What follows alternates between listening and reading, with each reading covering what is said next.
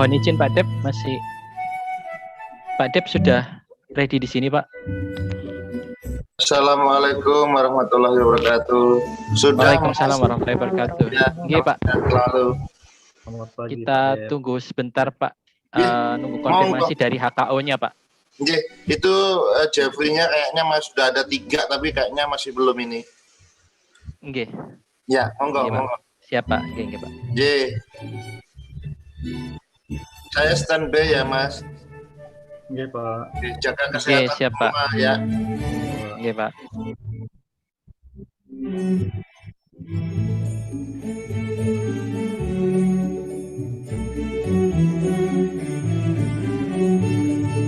Okay, Jeffrey, and HKO team, you will try to test something. Time is yours now. You hear us? Yeah, I'm here. Okay, so we can do a test. Yeah. Now we're here now. Good. Mas Bayu, tolong stop share sebentar. Yeah, Dr. Jeffrey, you can try share your screen now. Give me a moment. We're still trying to bring up the PowerPoint. So. Okay. Sure. So, May, are you going to use this computer for presentation, or are you going to use yours? Okay, fine. Then. Okay.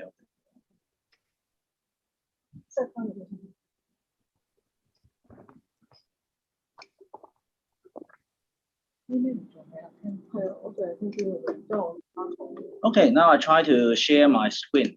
Just a moment.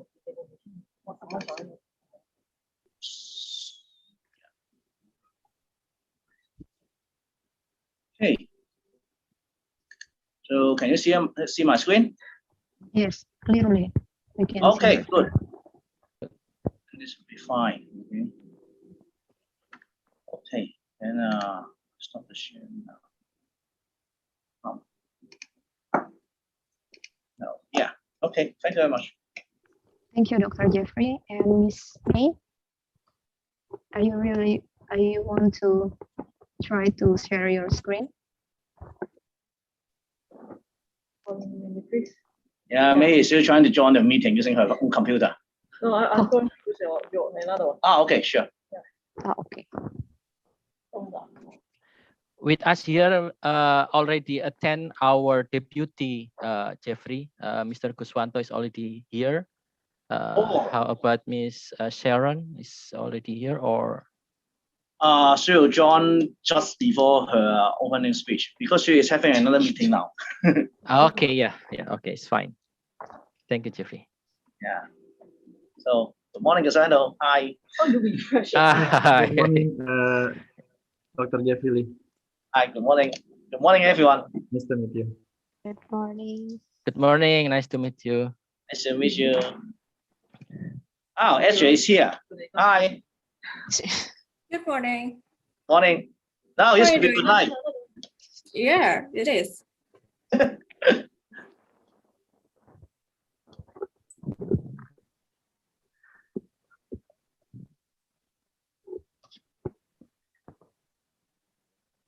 Wow, so many Jeffrey Lee. Jeffrey Lee to Jeffrey. Yeah, definitely. Okay.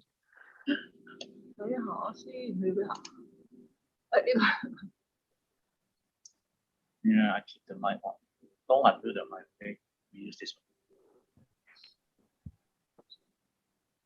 one. Okay, now you can do the test. Wow. 應該要 screen slide through 先 share 得咯。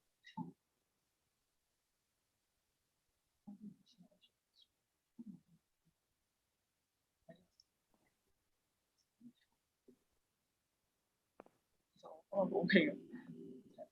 唔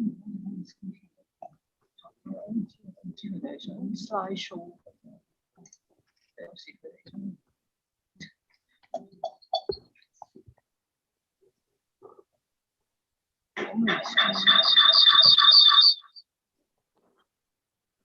跟住就 share.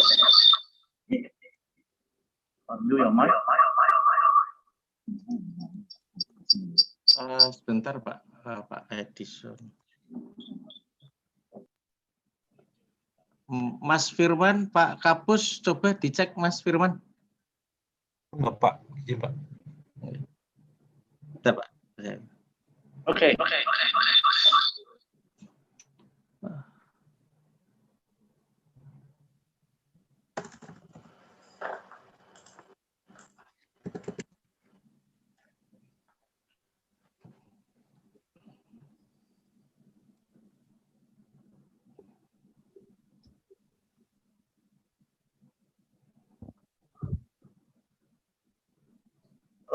Hello. Okay, no more feedback.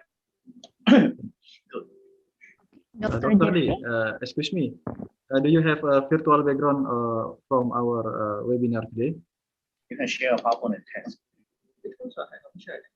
Yeah. Okay, it's good. Okay, yeah, that's fine. That's fine. Wow. You add your email on your slides. Yeah. So I should add mine. Yeah, I think I will Yeah. receive some email after. Sure. I should add mine. Yeah, I'll stop sharing now.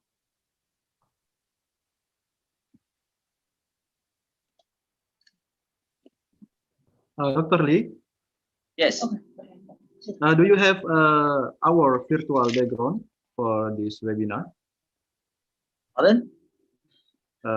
Do you have our virtual background in this webinar? I don't think so. Okay, I will send you about the virtual background and you can change your background. Yeah, sure. Thank you very much. Yeah. 我哋開晒㗎嘛，你可以開嘅。我唔想個 speaker 開。 Yeah, sure. 到時你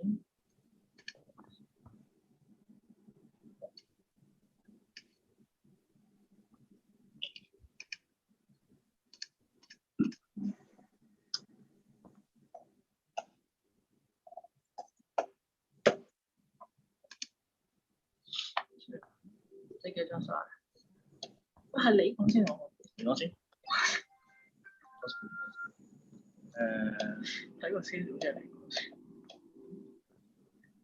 What I prepared to say 64. 64, yeah, mine's better. 20 back up. I have. They say only 15 minutes. 24. No, I I have 10. I copy and paste them on lots of times. I have spare PowerPoint.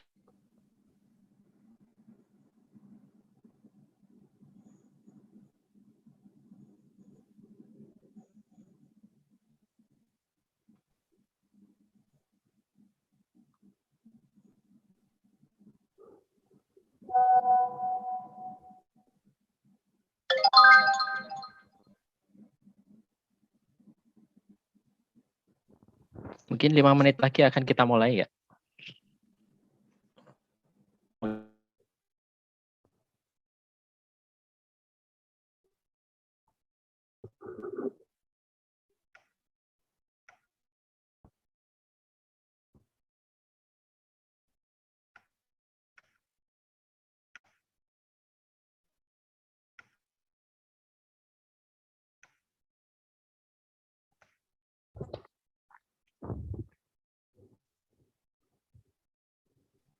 Izin Mas Heri, apakah ditampilkan video Mas? Mungkin lagu aja seperti biasanya aja, Bay. Seperti yang udah kita rencanakan.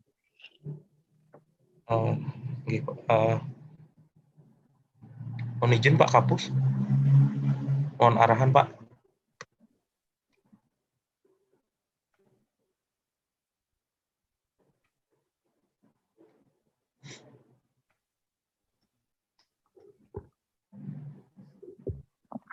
Pak Kapus sedang rapat juga, Mas Bayu bisa ikuti yang rundown kemarin saja.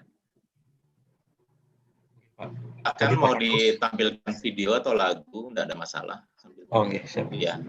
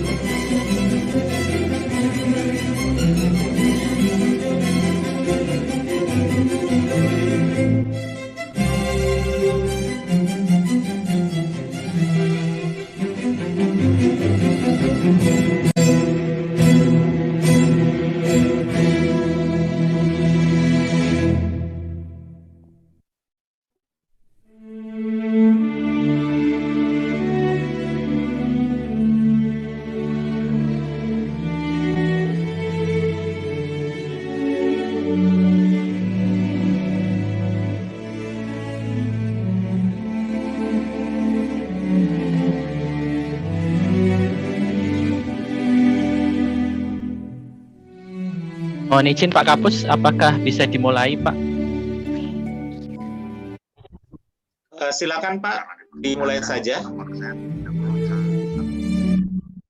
Oke, siap. Monggo Rufa.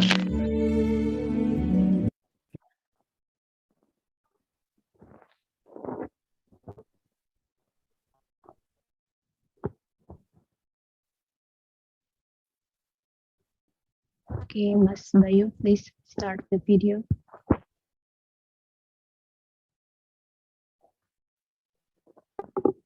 Saat berpergian dengan pesawat, pernahkah kamu khawatir akan adanya kejadian pesawat tergelincir akibat genangan air di landasan?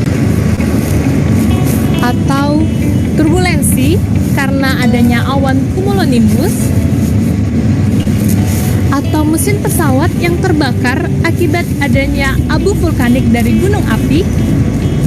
Jangan khawatir, ada kami, Pusat Meteorologi Penerbangan BMKG.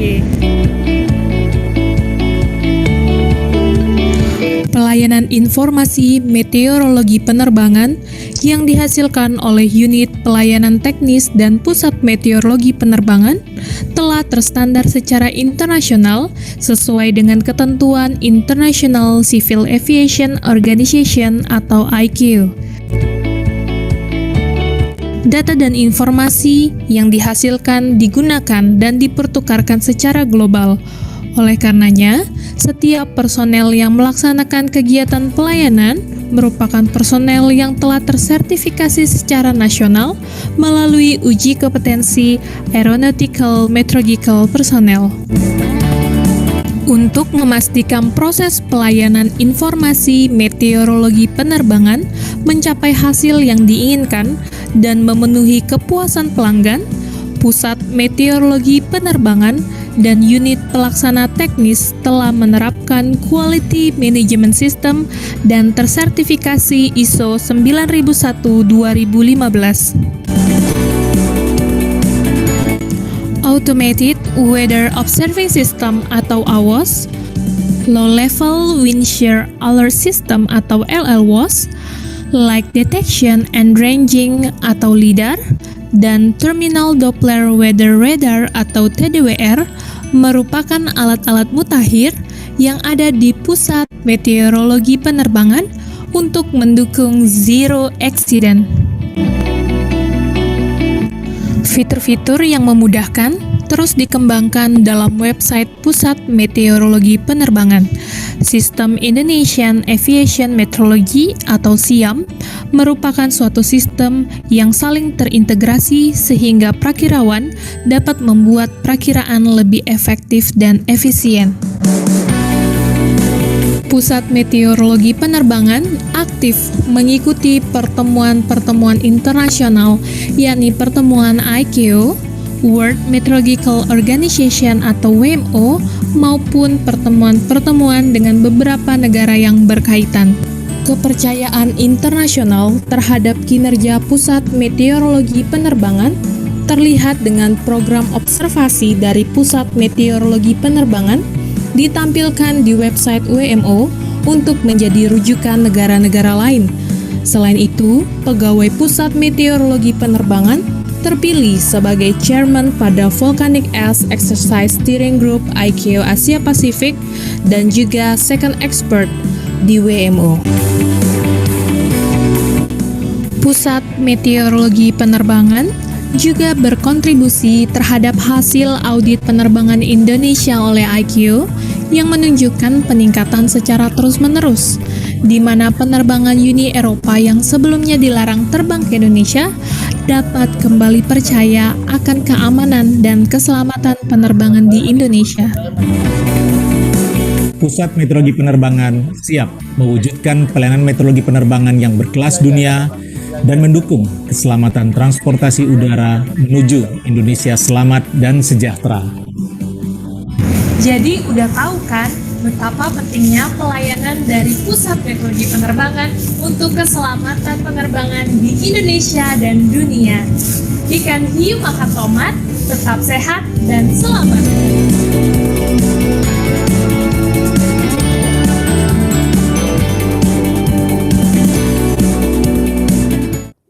Ladies and gentlemen, may I have your kind attention, please? In this challenging time, we are all navigating through uncertainty for ourselves, our loved ones, and our community. We hope you are staying healthy and safe. These too shall pass. Before the event starts, I would like to announce a few rules. First, please use the link that will be provided in the meeting chat to ask the question. Second, the attendance links will be provided in the meeting chat after the discussion ends.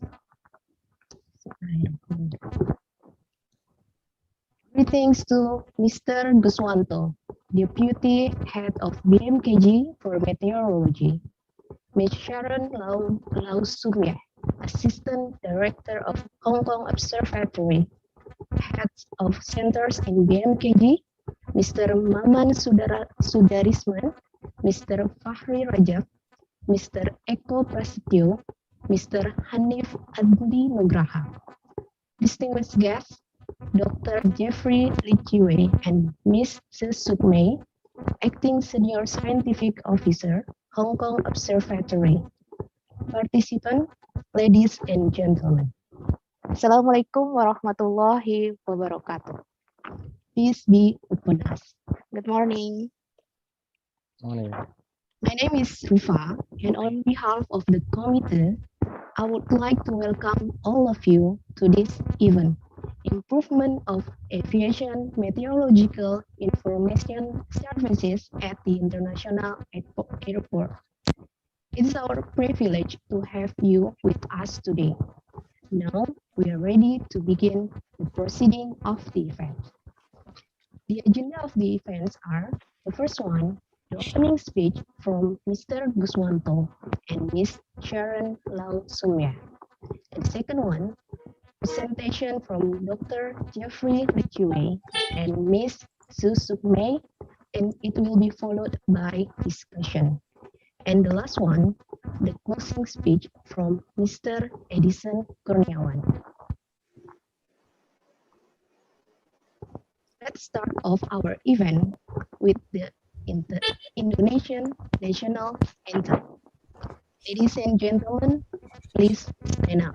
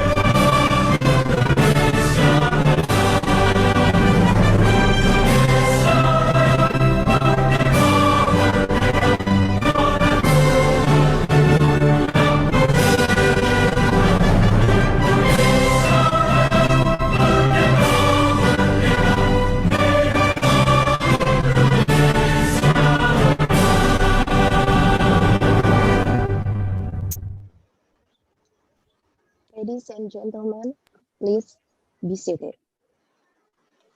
Now we are going to listen to the opening speech delivered by the Deputy Head of BMKG for Meteorology. And also we would like to request to officially open the event. Improvement of Aviation Meteorological Information Services at the International Airport.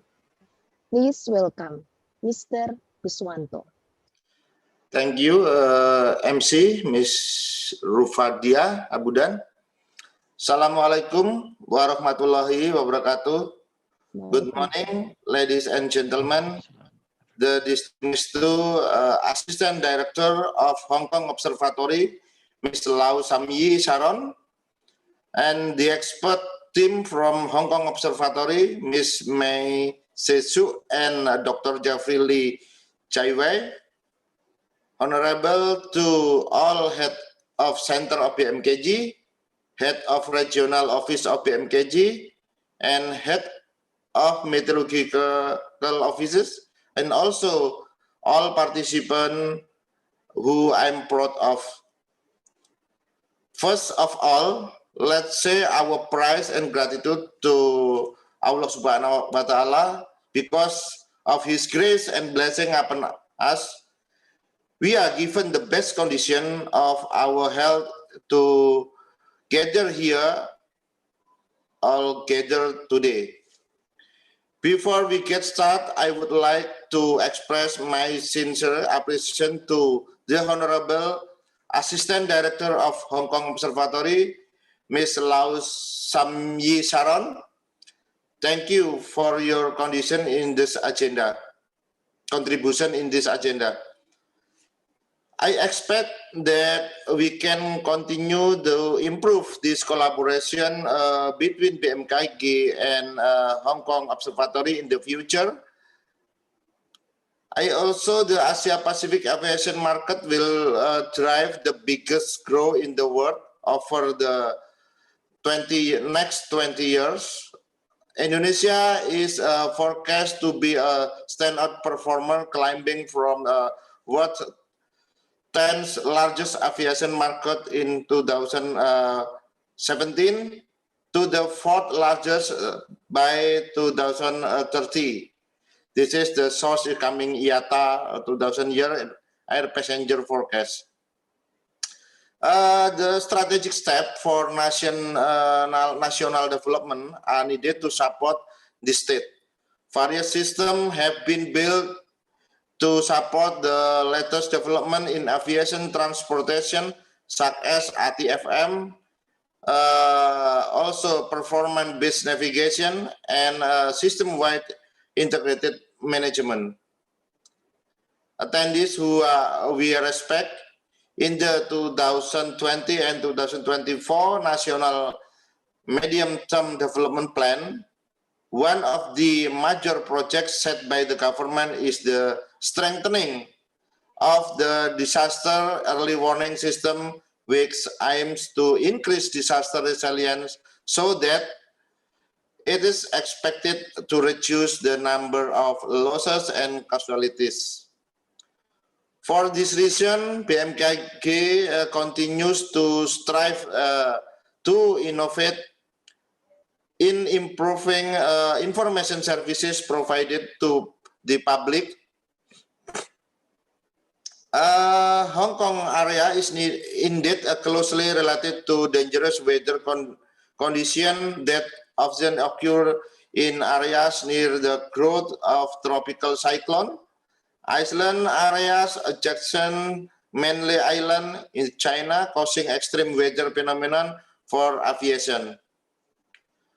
Hong Kong Observatory, as its meteorological authority, has built a very sophisticated weather detection system to anticipate and support flight safety in its airspace.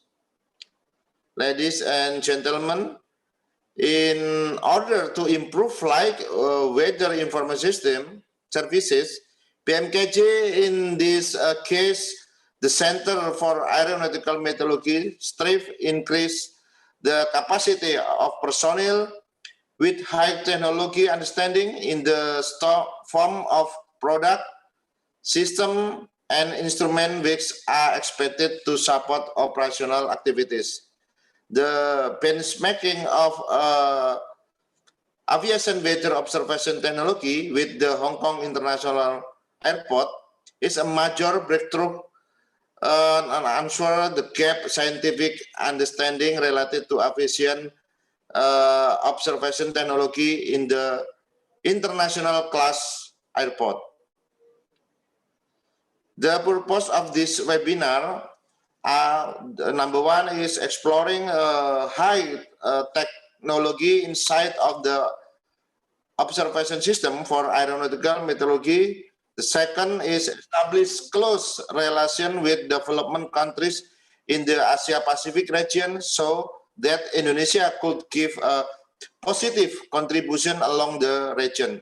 The third, the last is improve a basic knowledge of aviation weather detection system at international airport to support national level economic growth and development. Right now, we already have two speakers who are the expert team from Hong Kong Observatory, Ms. Mei Shuk and Dr. Jeffrey Lee Chiwai. Well, this is a time to do the discussion to get clearer information from the Hong Kong Observatory team. Finally, let me open the webinar, Improving of Aviation Meteorological Services at the International Airport with say Bismillahirrahmanirrahim. Have a nice discussion and enjoy your webinar. Thank you very much, Deputy of Meteorology. My name is Guswanto. Thank you. Thank you, Mr. Guswanto, for an encouraging opening speech. Ladies and gentlemen, now we are going to listen to the opening speech delivered by Assistant Director of Hong Kong Observatory. Please welcome Ms. Sharon Lau sum-yee. Do you hear me? Yes, clearly. Mr. Guswanto, fellow meteorologist from BMKG, good morning. Good morning.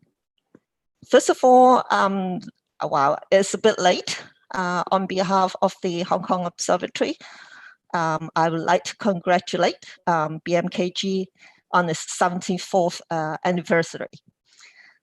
We are delighted that we could host this celebration for this sharing session on aviation weather meteorological services and instrumentation.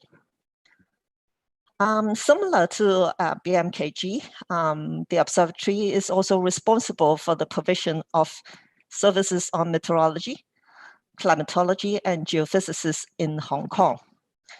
So we share a lot of common interests, in particular in the technological innovation and collaboration with local and overseas partners for service enhancement. Our collaboration in segment coordination is but one example. We noted BMKG is very advanced in many areas, like the use of Internet of Things and artificial intelligence in the identification of tsunami and lead the coordination of tsunami early warning operations along the Indian Ocean coast. You also have the impact-based flood warning services, to name a few. We hope that in future, BMKG could also share the experience with us. We certainly look to long-term collaboration with BMKG in future through the signing of a memorandum of understanding. Today, two of my younger colleagues will share some of our experience in setting up the instrumentations for the airport, including, for example, wind and wind shear. Please feel free to ask questions, which is most important in making this event a success.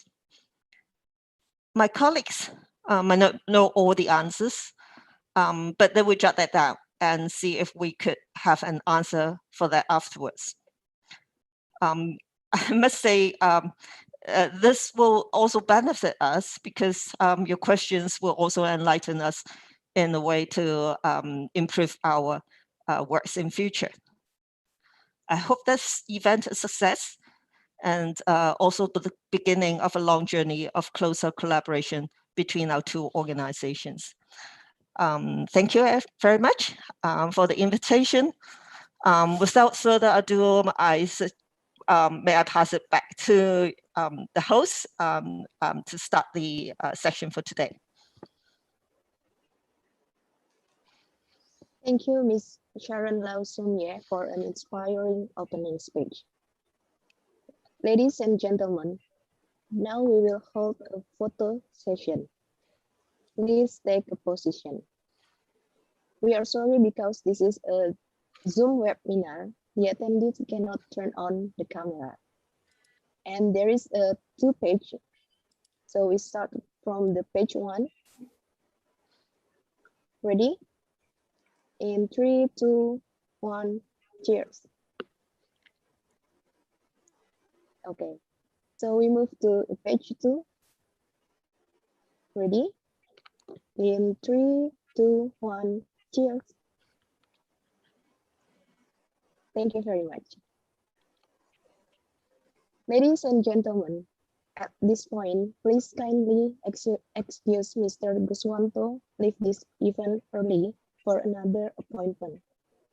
Thank you very much, Mr. Guswanto, for your time and for your opening speech. Thank you, MC. Enjoy your webinar and success.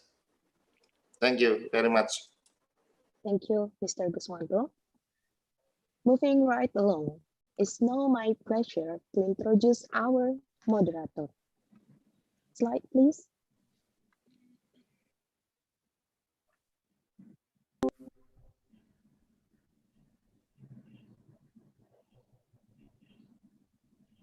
Okay, name Muhammad Arif Munandar. Place and date of birth Ujung Pandang, 10 August 1987. Address Tangerang, Indonesia. Contact, there is a phone number and email. Education, Bachelor on Physics, Master on Earth Science, and right now student of doctoral double degree program in UGM and Chiba University. Work experience as observer and forecaster, Hasanuddin Meteorological Officer Station, 2008 until 2015, and from 2015 until now as Scientific Officer Center for Aeronautical Meteorology.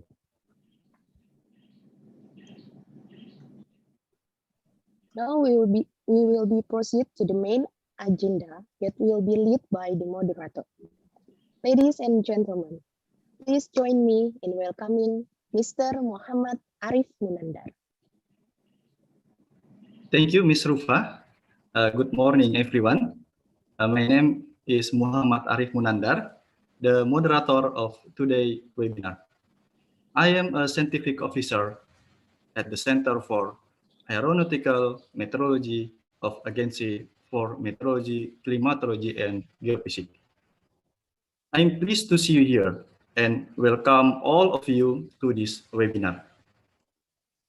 Today's webinar is about the improvement of aviation meteorological information services at international airport. This webinar is special for celebration of the 74 Meteorology, Klimatologi, and Geophysics Day on Indonesia. Ladies and gentlemen, today we have two speakers on this webinar. First, Dr. Jeffrey Lee Chiwai, Senior Scientific Officer at Hong Kong Observatory. And second, Ms. Sum-yee, Senior Scientific Officer at Hong Kong Observatory. Let me tell you how the presentation will go.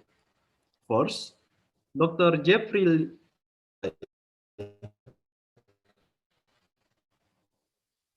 will be invited to present the material for 50 minutes.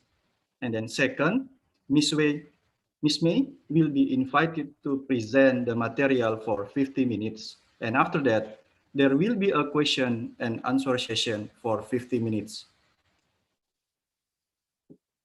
Before the presentation starts, I will read the curriculum vitae of the speaker, Dr. Jeffrey Lee. Name, Jeffrey Chi Wai Lee, place and date of birth, Hong Kong,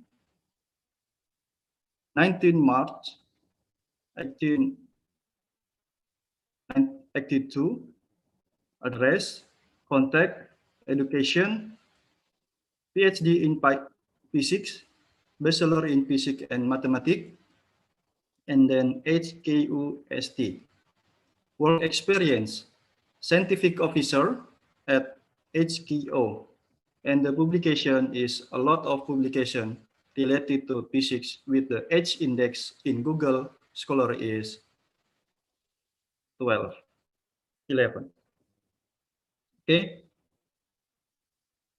Now, allow me to welcome the first speaker, Dr. Jeffrey Lee, to make his presentation. Your time is around 50 minutes. I will inform you 5 minutes before the time. Dr. Jeffrey Lee, could you hear me? Yeah, can you hear me? Yeah, I can hear you. How are you, Dr. Lee? I'm fine. Thank you, Mr. Mohammed, for your introduction. Okay. Okay, thank you. Your time is 50 minutes. I will inform you 5 minutes before the time. Yeah. And Dr. Lee, the floor are yours. Okay, thank you very much. So let me share my screen first. So can everybody see my slides? Okay, looks great now. So let me begin my presentation. So I'm Jeffrey Lee from the Hong Kong Observatory.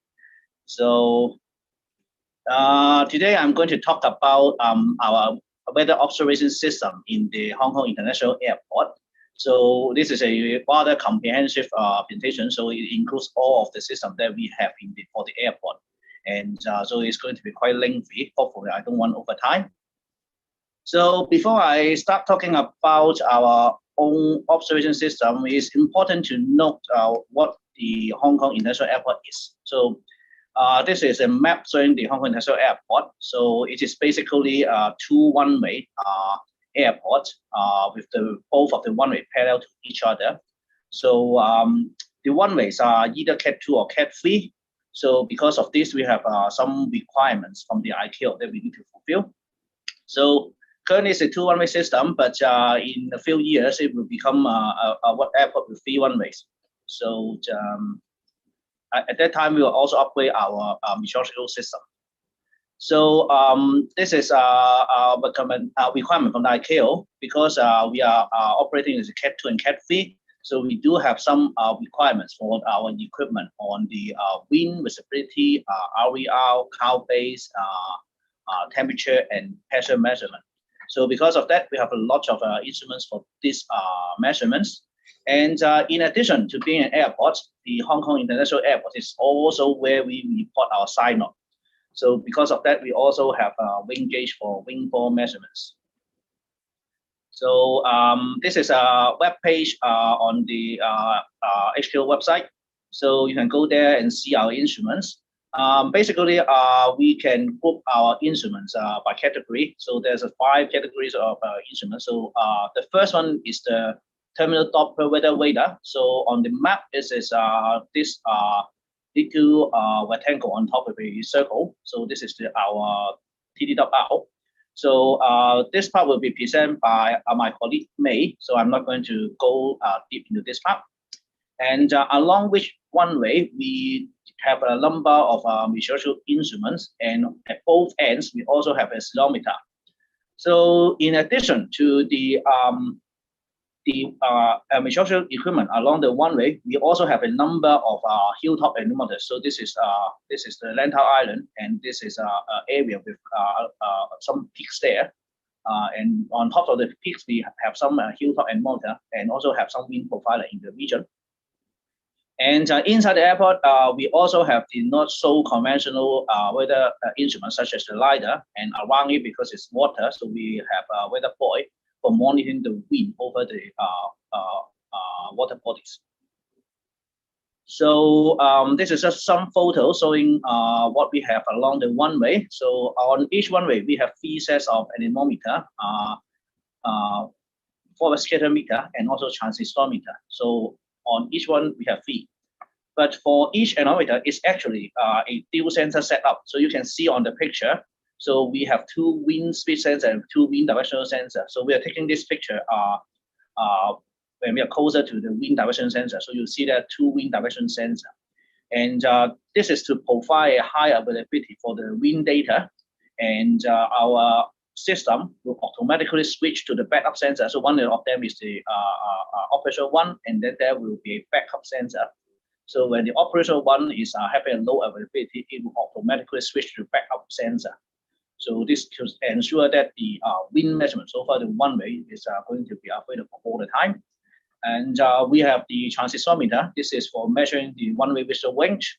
And is in the old days, the transistor meter is only able to measure visibility up to maybe 2,000 or 3,000 meters. So in order to fulfill the IQ requirement on measuring the visibility, so we also have an additional forward scatter meter. This one can measure up to, I think, 50 kilometers. So because of that, so we have this additional instrument along the one-way. So as I've shown before on the map, we have 2 ceilometers on each one-way, 1 at each end. So in total, we have 4. And we also have additional ceilometer in the Met Garden in the airport. And that is mainly for the comparison study, because from time to time, we need to replace the instrument, and we have to ensure that whenever we replace a new type of instrument, the weather observation is not going to see any discrete changes due to the change in the instruments. So we carry out comparison study from time to time in our Met Garden in the airport. So this is our Met Garden. So it's not very big. So it's just so you can see is how crowded it is, because the area is small, and then we have quite a lot of instruments. So we have the citizen screen, so 3 here, and then quite a number of wind gauges, barometer. And outside the Met Garden, you can also see there we have a transistor meter installed near to the Met Garden. Again, this is for comparison study, so for the visibility. And this is also a new type of transistor meter, so it can also do a measurement for wind gull. So we compare the wind gull from this one with our wind gauge in the Met Garden. And we also have a forward scatterer, and for experimental observation, we also have a spectrometer. So this is purely experimental. Dr. Lee, I'm sorry. Sorry, yes. Could you slow down the speed of your voice? I'm sorry. What? Louder. Okay. Sorry. Slow down your speed of your sound, maybe. Slower. Yeah, slow down. Oh, sorry, I speak too fast. Yeah, sorry. Yeah, okay, I try to slow down a little bit. Sorry. So, so this is our Met Garden, and we try to move on to our other equipments around the airport. Yeah, because I have lots of slides. Okay, so as I said before, we have anemometers on hilltops to measure the wind on the peaks over the hills on the Lantau Island. So this is mainly for our provision of wind shear and turbulence alerts, which I'm going to talk about it later when we talk about our wind shear and turbulence warning system. So why we need to do that? So because in Hong Kong, one of the cause of the wind shear and turbulence is wind blowing over the mountainous area on the Lantau Island. So when the wind climb over the mountain and then it will reach the airport, there will be waters and also wake from the mountains. So those is going to induce wind shear and turbulence on the airport. So the data that I've shown you before, this is our processing system for the Met data. So all the instrument data that I've shown you before is going to pass through this system. So we have redundant link for all of the for most of the for all the instrument on the one way. So we actually have a triple redundancy for the data link for all MET instruments from the one way. And after antenna system, we have a different processing systems for handling the data. So eventually, all of the data after processing, they will be sent to CPHD, is our situation department, for their use. And also we will make them available for forecaster and observer use during their weather report and forecast. So this is our display for our MET data. So in addition to the wind and also the visibility and temperature measurement, we also show the wind shear on the one way if this is detected by our system. So I'm going to show you another example later, showing what will happen if there's wind shear. So we have the wind measurement, and we also have a indicator on our display showing any recent change in the RVR. So this is what it will be showing up if there is a wind shear. So if the wind shear detected by our system, such as the LiDAR or the TWR, on our MET data display, it will say there will be wind shear with the magnitude of the wind shear at which location this is approximately going to happen. So this will help to provide information for the forecaster to aware that there will be wind shear on the one way, and he can pass on the information to the civil aviation, to the ATC, and also to the pilot, and then the ATC will pass information to the pilots. So this is this display is also able to show the wind measurements over the hilltop. So we have a number of hilltop sites, and this display is able to show the wind over the hilltops for the reference by the forecaster. So then we move on to talk about our wind profiler system, which is we have two wind profiler installed around the airport, and one of them is equipped with the radio acoustic sounding system, which we call WAS. So this is the Hong Kong International Airport. So you can see the water body around it, and then around the airport we have two wind profiler system. One is in Shuk, another is in Salawat. And over the urban area, we also have an additional wind profiler over the urban area. This is for the old for the old airport in Hong Kong. In the old days, we have additional one over Changzhou, but now this one is not being used. So this is what wind profilers looks like. So basically, it's just an antenna with some antennas cutter screen around it. So yeah. So this one is the one in Salawat, and this is a WAS system. This circular one is the WAS system. So I'll talk about more about them later. So this one in some pole. So what the wind profiler do is that it is actually a vertically pointing radar. So it tries to detect turbulence and eddies on the air by shooting a radio a beam of radio wave at the turbulence and eddies, and detect these movements and to figure out the wind.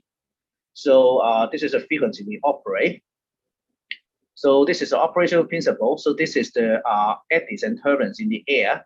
So the wind profiler shoot up a beam of radio wave to the targets, and this targets will return some signals.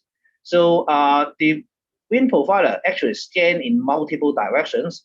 So for us, it is around 15 degrees between each individual beams.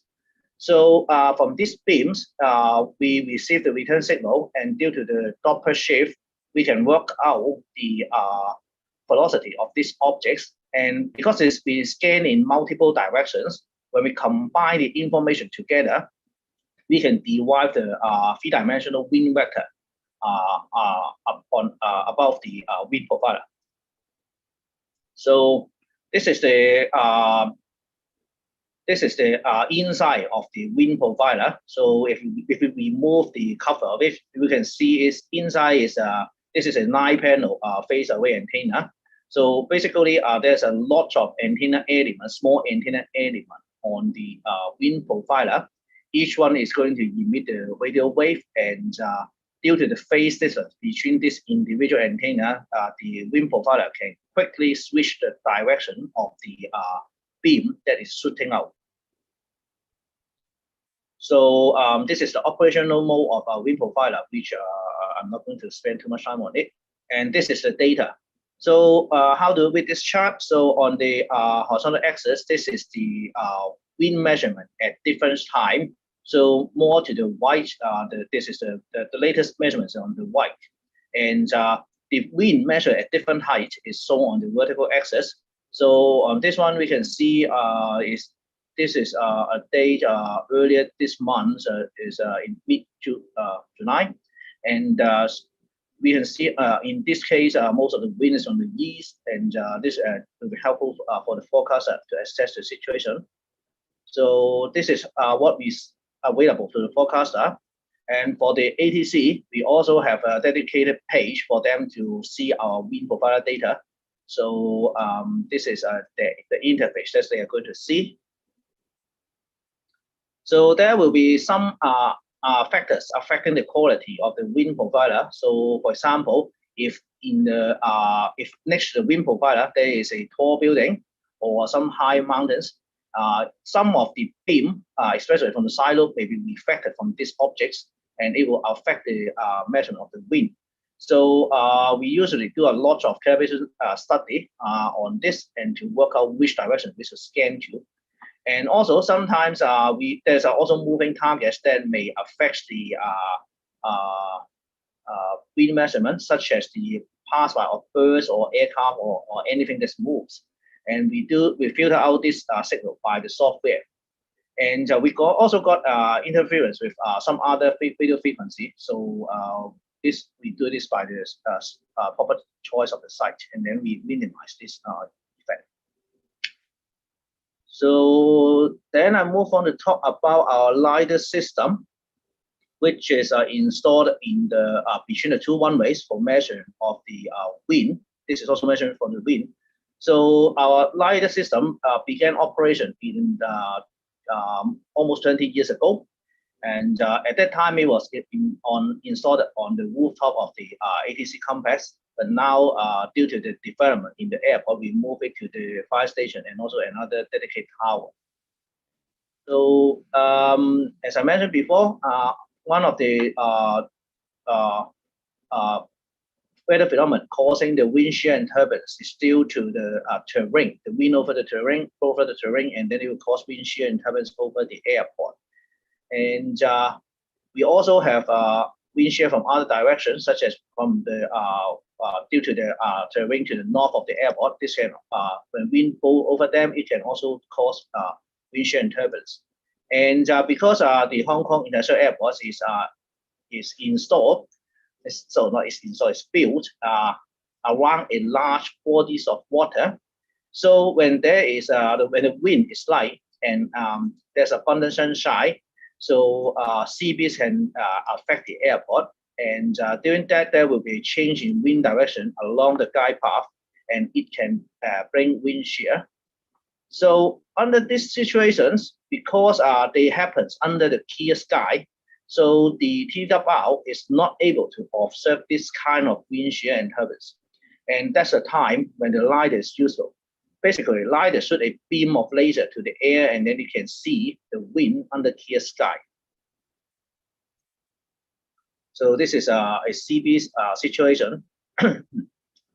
So in Hong Kong, we operate the LiDAR in a dual LiDAR operation. That means we have actually two LiDARs. So one is dedicated for the north runway, and the other is dedicated for the south runway. So both of the LiDAR will scan their dedicated runway along the guide path to derive the wind over the guide path and provide the wind shear alert. As you can also see, because the two runways are not quite far away from each other, and they are parallel. So in case one of the LiDAR is it's not serviceable because of maintenance or because of replacement, we can actually use the other LiDAR to provide a backup for the LiDAR that is under maintenance. So one LiDAR can actually scan both one-way, although it would be better to have two to scan the dedicated one. So this is the existing LiDAR that we have. They are replaced in 2016. This is where they are now. So the south LiDAR is installed on top of the main airport fire station, and the other LiDAR is installed on a tower that's dedicated for it. So this is our guide path scan. So basically, we program the LiDAR to scan along the guide path of the arrival and departure corridor.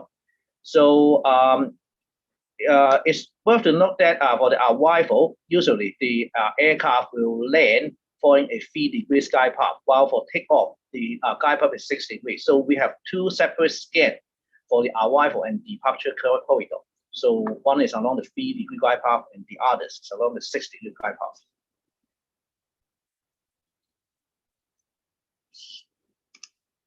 So after scanning the wind over the one-way corridor, so we pass the wind measurement data to our Geiger system for deriving the wind shear along the one-ways. So the Geiger system, the full name of Geiger system is Guide Path Scan Wind Shear Alert Generation Algorithm.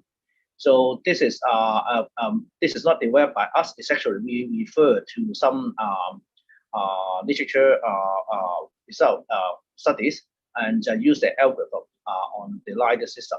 So it is basically an automatic WAM detection method. So originally it's developed for the flight data recorder, but we apply it for the LiDAR data. So what the Geiger do is actually it will do a few things. First, the LiDAR velocity, there will be some quality issues such as spikes. So spikes is due to the LiDAR beam hitting some target or measured targets such as the aircraft. And the Geiger will first remove this kind of spikes. And from the guide path, width, it will construct a headwind profile and to calculate the wind shear along this headwind profile. And from this, it detects the WAM and also generates the alerts. So this is to illustrate the process. So it measures the wind along this guide path, and then from here, it will construct this headwind profile. And once the headwind profile is constructed, the algorithm will try to detect which part of the headwind profile is going to see some big changes. So it will highlight this part, and then this will be the wind shear WAM. So it tells us where the magnitude and the location of the wind shear is. And from that, it generates the wind shear alerts and passes it to our wind shear and turbulence warning system. So this is the operation principle of the WAM detection. So for your, if you are interested in that, you can refer to our paper with a link shown here. So we have to ensure a proper frequent update for the wind shear alert. We have tailor-made a scan strategy for each of the LiDAR, taking consideration of the local environment and also the importance of other tasks that will help forecaster to aware of the potential wind shear. So this is the two LiDAR. So for our scan strategy, we have the north LiDAR to scan 5 of the one-way corridor, while the south LiDAR for the remaining 3. The reason is that we have all, at the beginning, we actually use the south LiDAR to scan 4 of the one-way corridor, but it turns out that one of the one-way corridor, if you scan it using the south LiDAR, quite often the south LiDAR will see a spike due to approaching aircraft, and it will affect the quality of the data. So eventually we just think, okay, maybe it's better to put that one-way corridor to the other LiDAR, and just to that will help improving the quality of the wind measurement. So this is a scan strategy for south LiDAR. So basically, it do in each cycle it will do guide path scan for 3 of the one-way corridor. In addition to that, it also do RHI and PPI scan. So for each cycle, it will take around 1.5 minutes to do the scan. So our wind shear alert can update every 1.5 minutes.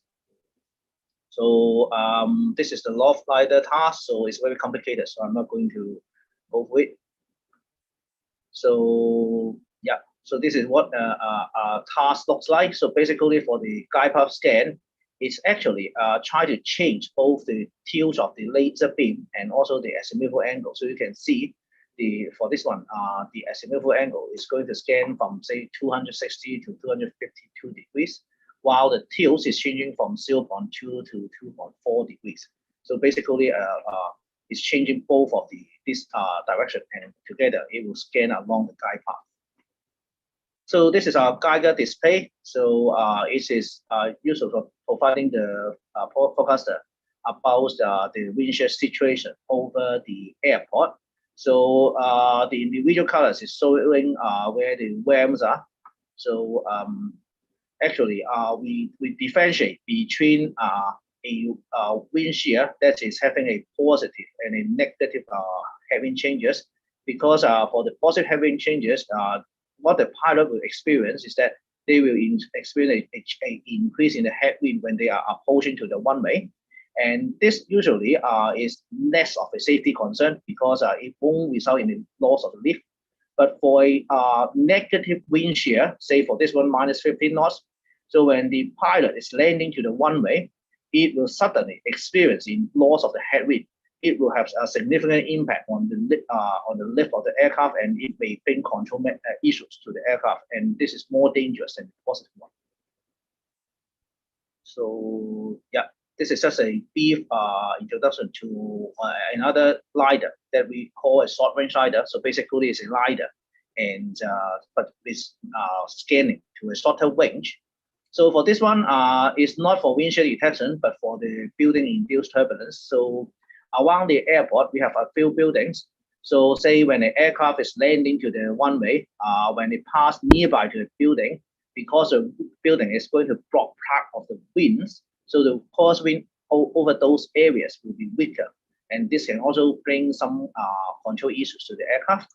So this is from a computer study. So say for the wind is blowing from this direction, you can see after the buildings, there will be areas with lower wind speed.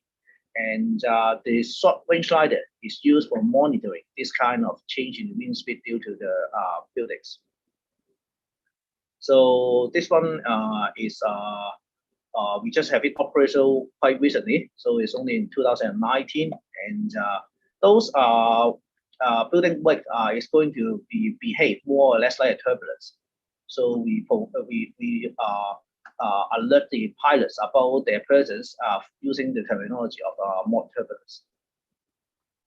So our short range glider is installed in this location. So it's mainly for monitoring the building weight along the runway corridor 25RA. And this is what the crosswind is going to be like, where if the wind direction is along 160 degrees, and then when the pilot is landing to that runway. So when the pilot land along the guide path, you can see there will be a few dips in the crosswind. This is caused by the buildings in the area. So the short range glider is mainly for monitoring this kind of building weight. So, and then move on, I'll talk about our wind shear and turbulence warning system, which is an integrated system to provide the comprehensive wind shear and turbulence warning for the runway corridors of the Hong Kong International Airport. So, usually we call this system TWS, and this is a system interface.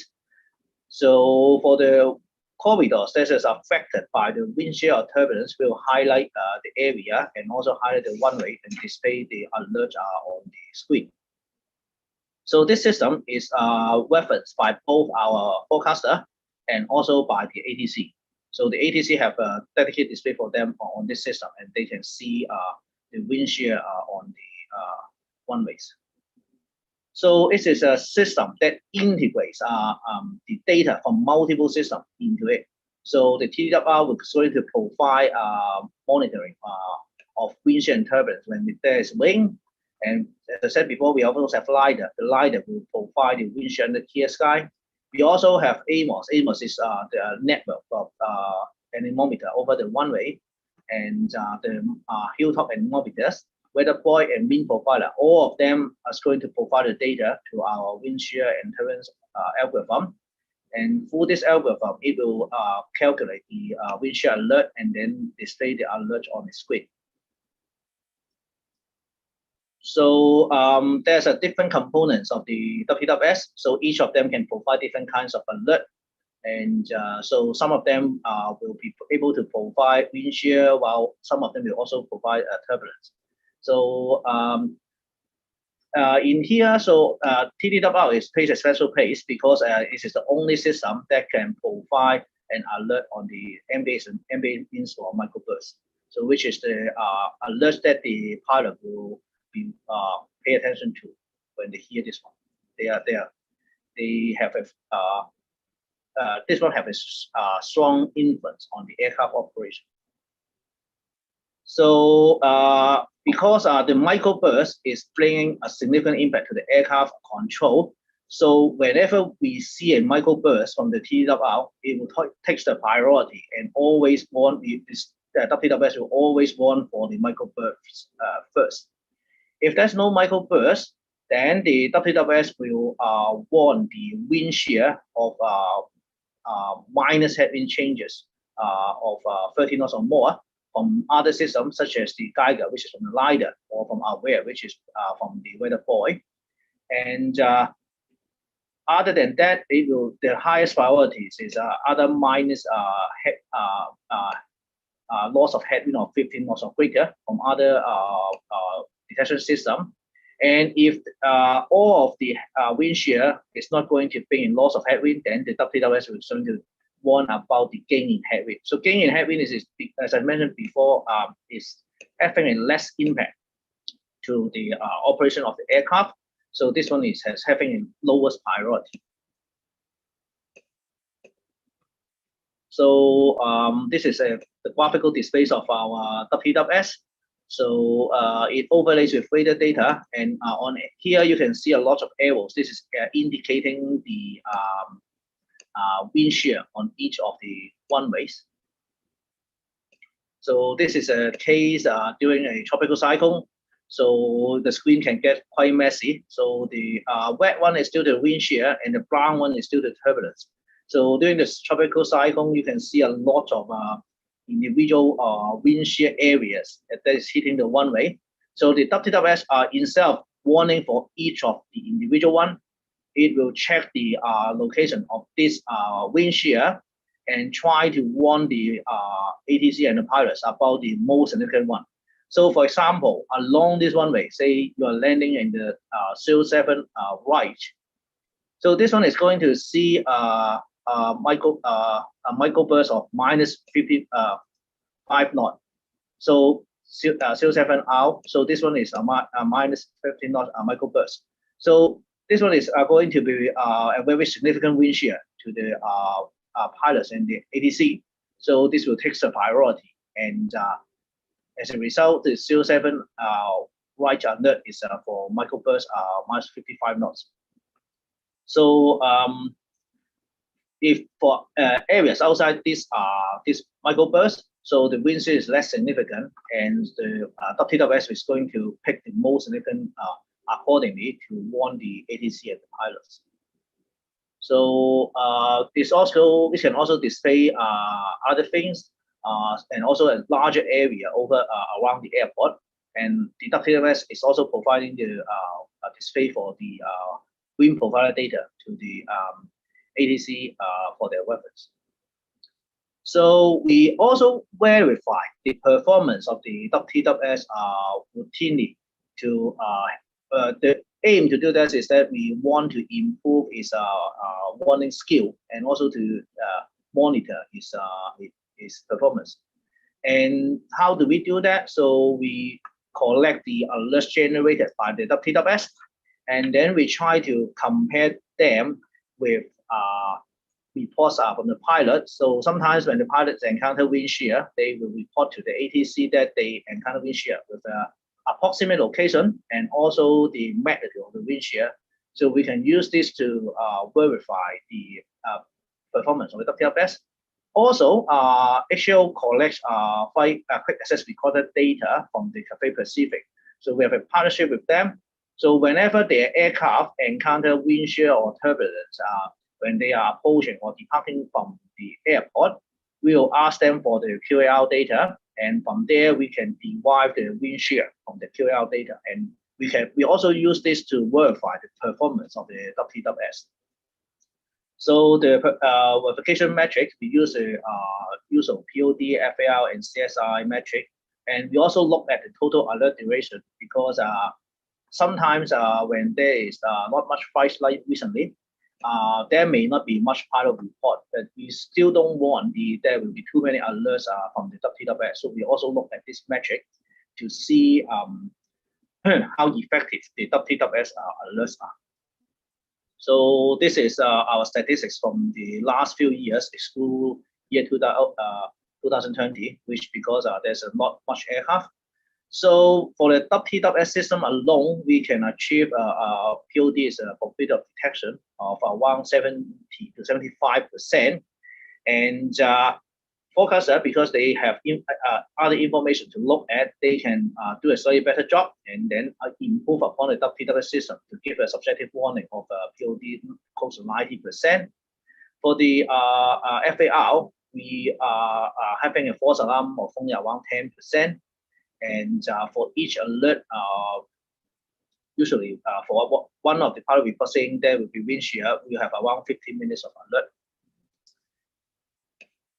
So we also talk with our user regularly through a dedicated discussion group that we call the WIX panel, which is the full name is Wind Shear and High Impact Weather Panel. And this group is composed of people from HAO, from the Civil Aviation Department, from the Airport Authority, and also from quite a lot of pilots. And we discussed with them about our wind shear alert strategy in the WTWS. So over the years, this group contributed quite a lot of effort to reduce the alert from the WTWS while keeping the performance. For example, after discussing with them, we learned that if the wind shear, say, is going to happen over a long distance, this is what we call a gentle wind shear. So the change of the headwind is not really abrupt, so it's smooth change. Then the pilot may not experience this kind of smooth wind shear, and as a result, we establish a criteria to define what is a gentle wind shear. And now in the WTWS, whenever we see gentle wind shear, we are not going to issue alert for that. So, and also during the departure flight, because the pilots are usually in full thrust, so if the wind shear is happening, say along the between the second and the third nautical mile of the one-way corridor, because they are having a full thrust and they are already quite some height from the ground, they think that the wind shear is not going to be very significant impact to them. So we don't issue wind shear for this area, except for microbursts.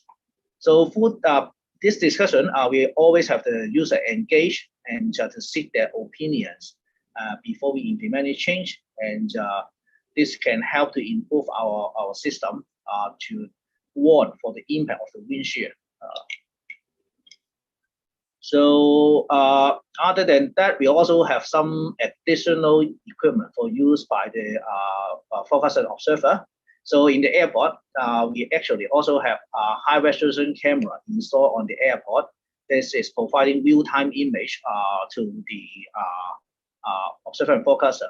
And I think in a few months, we will start to provide this high-resolution photo to the airlines, so they can see what the weather around the airport is before they are landing to the airport.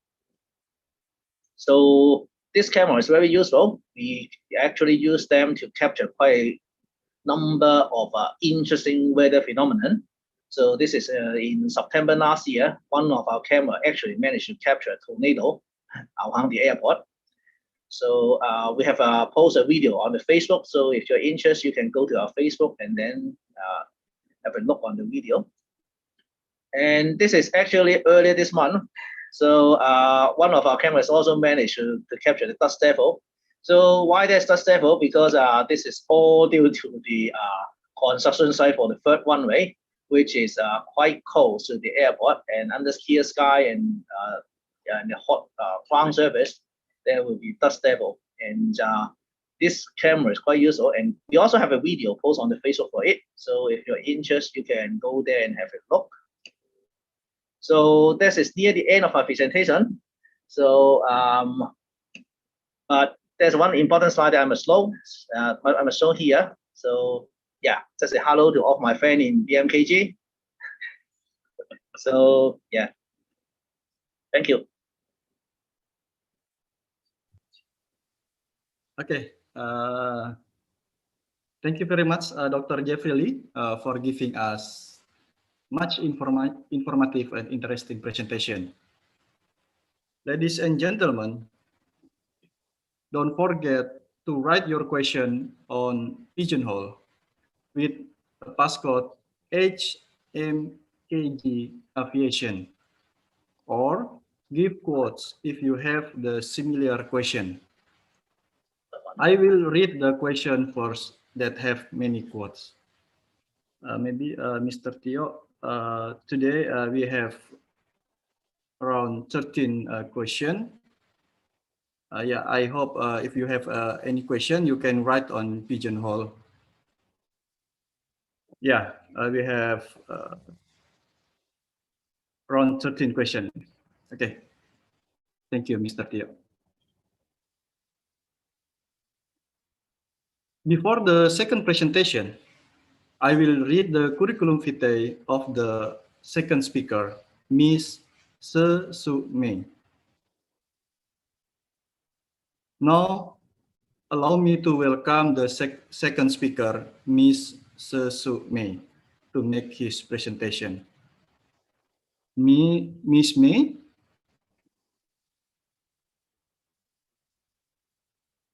Miss May, are you there? Miss May? Yes, sorry. Can you hear me? Yeah. I can hear you. Okay.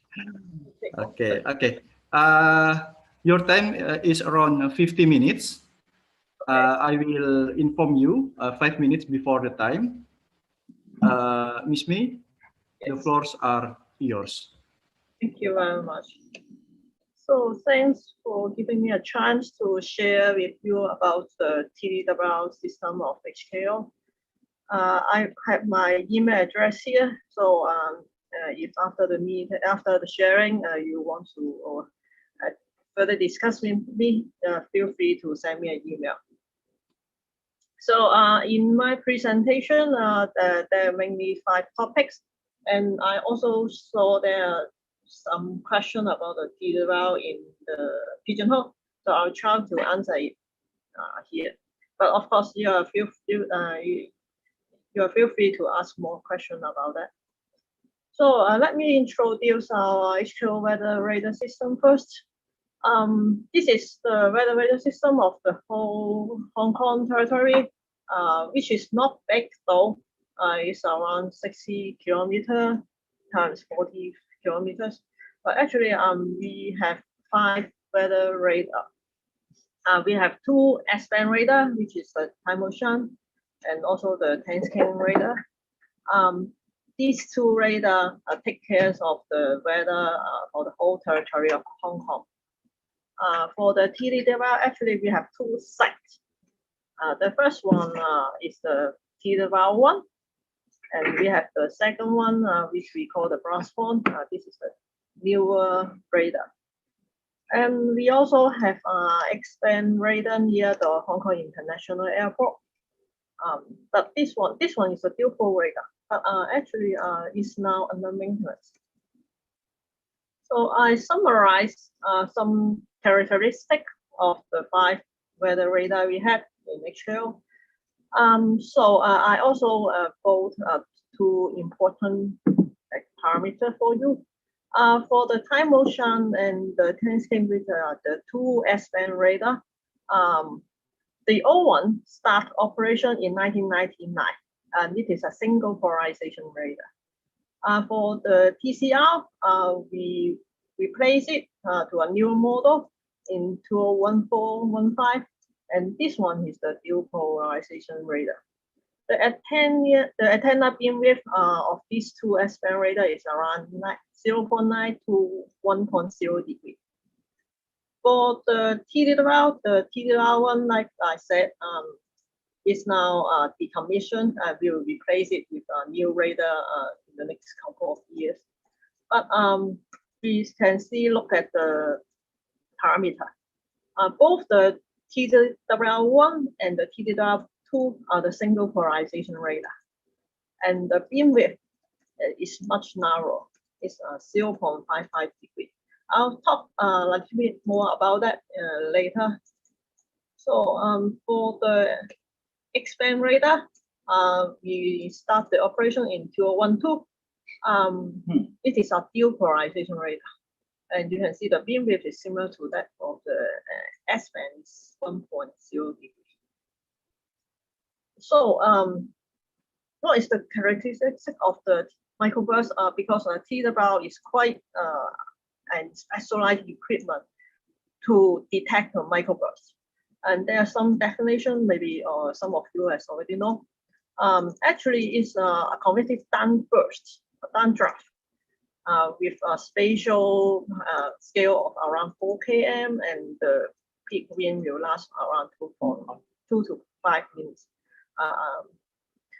That's mean we have the spatial and also the temporary scale. Then for another reference, it also states the scale, which is about 5 miles in scale. This is the image I copied from FAA website.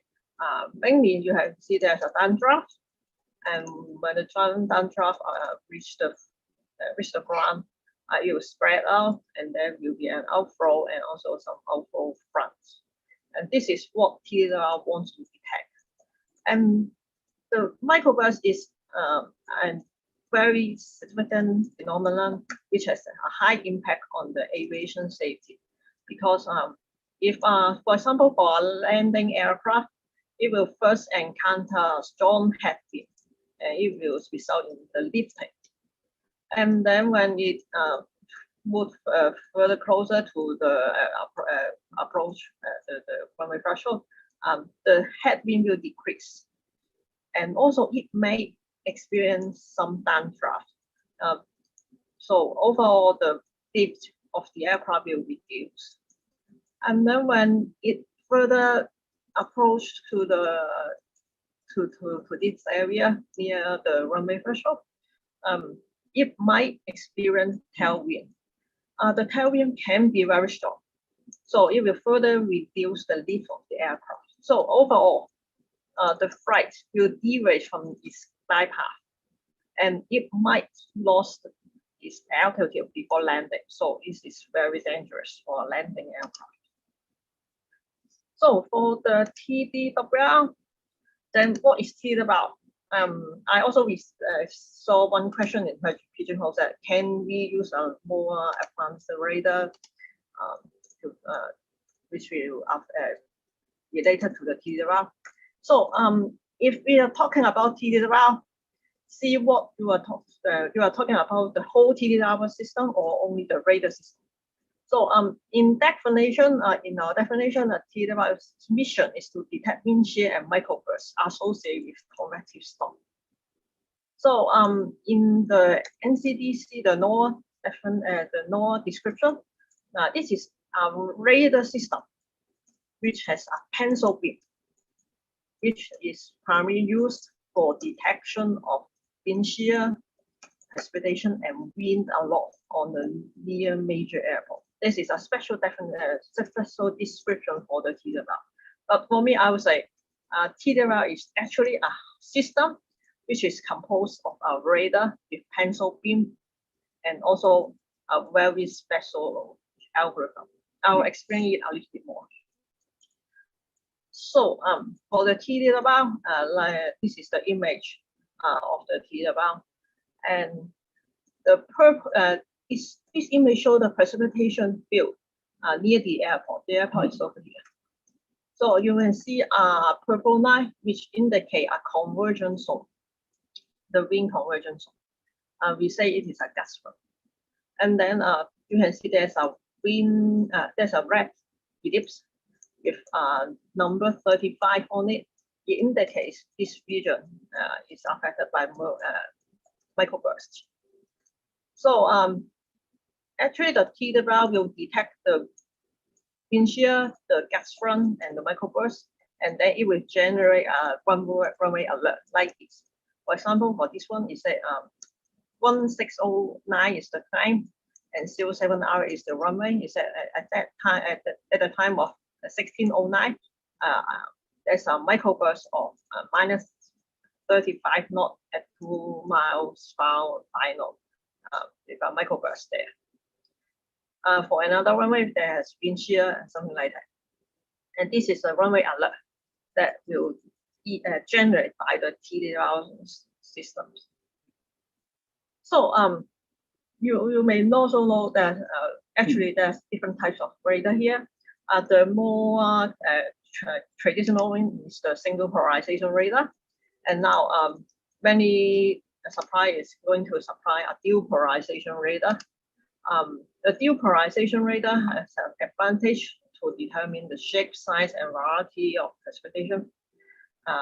Also, for example, it on top of the reflectivity, radial velocity, or spectrum width that can be detected by the single polarization radar, it can also provide the differential reflectivity, the correlation coefficient, and the specific differential breaks, which is quite useful for our weather observation.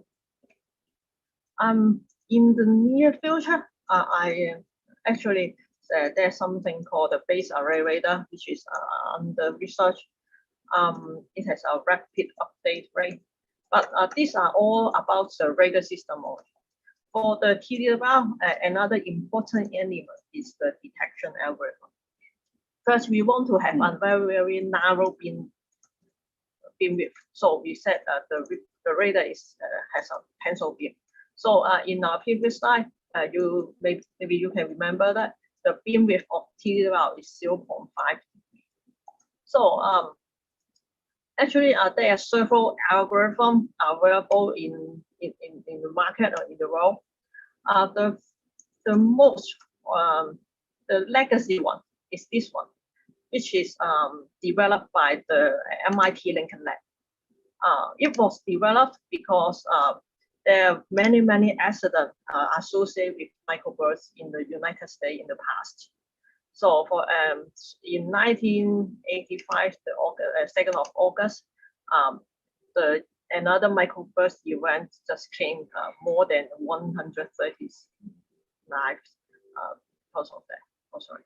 So at that after that, the FAA initiated a project and introduced the terminal Doppler weather radar in 1983. And this diagram is actually captured from the link here. It shows the TWL algorithm, which is used to detect the microburst. Mainly, there's one key element is to how to determine the divergence segment. And you can see there's radial velocity on the y-axis and the branch axis. Mainly, it said that it will try to determine a divergence shear segment along the radial line of the radar. And this is the this is a legacy algorithm. And then with time goes on, and there are more evolution on the algorithm. And MIT Lincoln Lab migrate the TWL algorithm into an ASR 9 microburst detection algorithm. This is the M.Si. And this one, I guess, is on sale. It's available in the market. You buy it, but you need to buy the license. So if you're interested, you can go to this website and to look at the information, but you then need to contact them if you really want to use this algorithm. So JMA, the Japan Meteorological Agency, also developed an algorithm. This image is can be is captured by this from this link. Actually, JMA's algorithm is similar to the legacy Lincoln Lab algorithm. So this image will show you more details about the algorithm. First, it will carry out some QC for the data, and then it will define the shear segment. That means it will try to identify the divergence segment along the radial line of the radar. So then it will try to group this divergence segment into a feature, which is the step 2, to try to define by combining adjacent segments. And then it will check the parameter of this feature, and if it is if you fill their criteria, then it will define the feature as microburst. This is the Japanese JMA algorithm. So like I say, actually the radar hardware is evolving. So how about the algorithm? For the first 3 algorithms that I talk about, they are all mainly about defining the divergence segment. So a single polarization radar will do. But I know that the NSSL and the CIMMS are now trying to develop an algorithm using the polarimetric weather radar. They try to use the dual product to detect the microburst. And this is what they present in the AMS conference 2020. You can see that, yeah, for this box, it will use CDR KDP to determine the vertical profile. And also, yeah, there's a maximum KDP here, the CDR column height here. This algorithm will try to retrieve some index and then combine that to compute a microburst index. I guess this algorithm is still under developing, and when they present the paper, and I haven't get any update yet. But I guess this will be the next generation algorithm because I can make use of the dual polarization product. But okay, yeah. Then I'll go to the actual data. Like I said, we have 2 data. The first one has already decommissioned. For every radar, we expected the time life is around the lifetime is around 15 years. And because the TIRA one has been commissioned, so now the primary operation radar is this one. They are all a single coded radar. So for the data round, because we are using the more traditional algorithm, so the site is very important to us. So we have 4 big criteria for the sighting criteria of TIRA. So of course, the site should have unobstructed view to the airport, so they can see the airport clearly. And also, the views from the radar to the airport should generally align with the runway. So these are the 2 runway. So we hope that the radial direction of the radar can be generally aligned with the runway because we are using the radar data, the radial velocity to define the shear segment. And then also we don't want to have a very big angle for 2 segment for 2 radial direction to the HKIA. So we have a distance and also a distance requirement. This is 10 to 15 km from the HKIA. For our 2 site is around 12 km. And also there's a height requirement. We want to detect the low level feature. So the TD round should be around 40 to 130 meters above the sea level. This is the 4 big requirement for our site. So now this is an image which show more clearly about the location of the Hong Kong International Airport and also the TDR.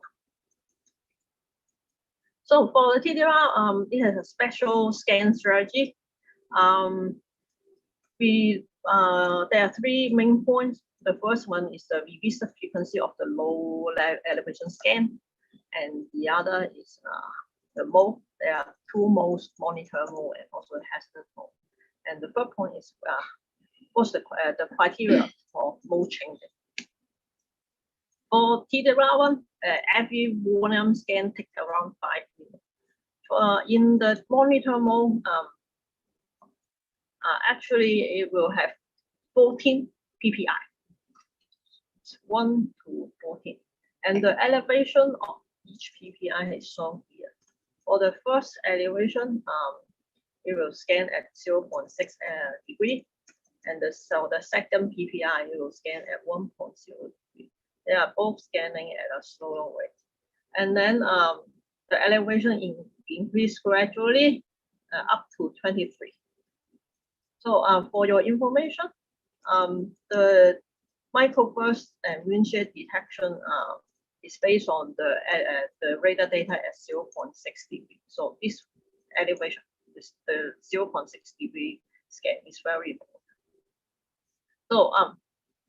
So we have another mode called the hazardous mode. For the hazardous modes, you can count. We have 1, 2, 3, 4, 5, 6 PPI, which is scanned at a 0.6 degree.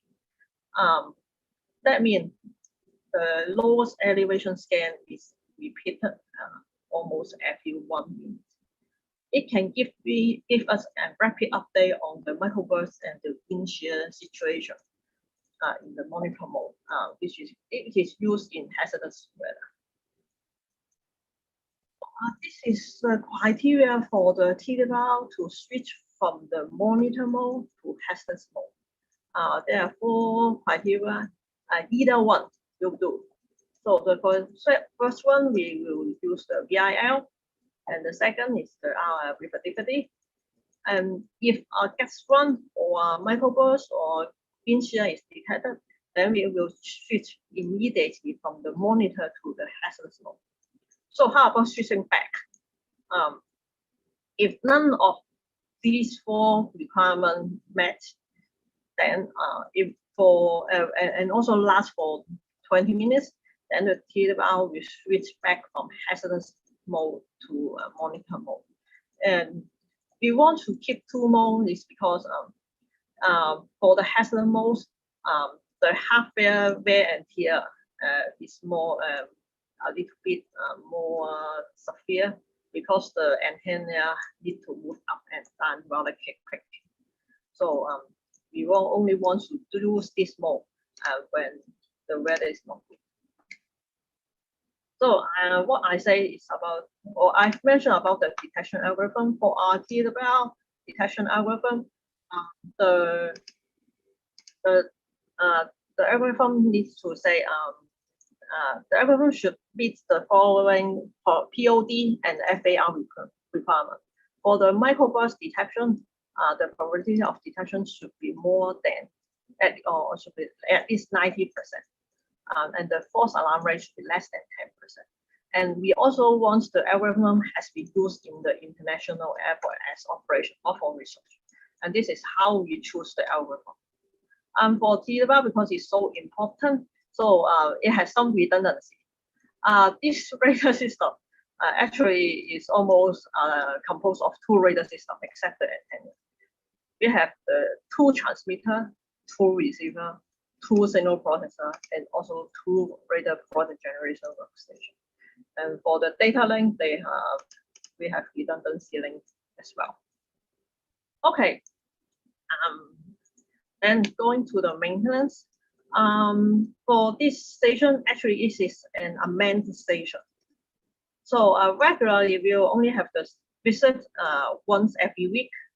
But if because Hong Kong is sometimes affected by the tropical cyclone, and they still use the number system for the tropical cyclone warning.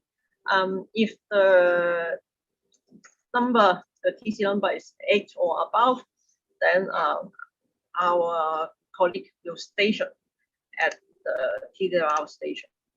And also we have our on-call system. If there's any emergency, then our colleagues station to carry out the emergency maintenance immediately. For the maintenance, we have the regular preventive maintenance that I say we have the weekly maintenance, and also we have the annual overhaul maintenance.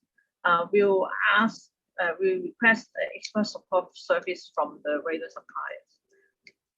And also we have for the new radar system, we will have the factory training carried out by the radar supplier, and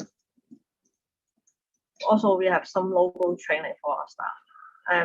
We have on-job training, and also our staff will work with the radar supplier during the annual overhaul so that they can learn more about the maintenance.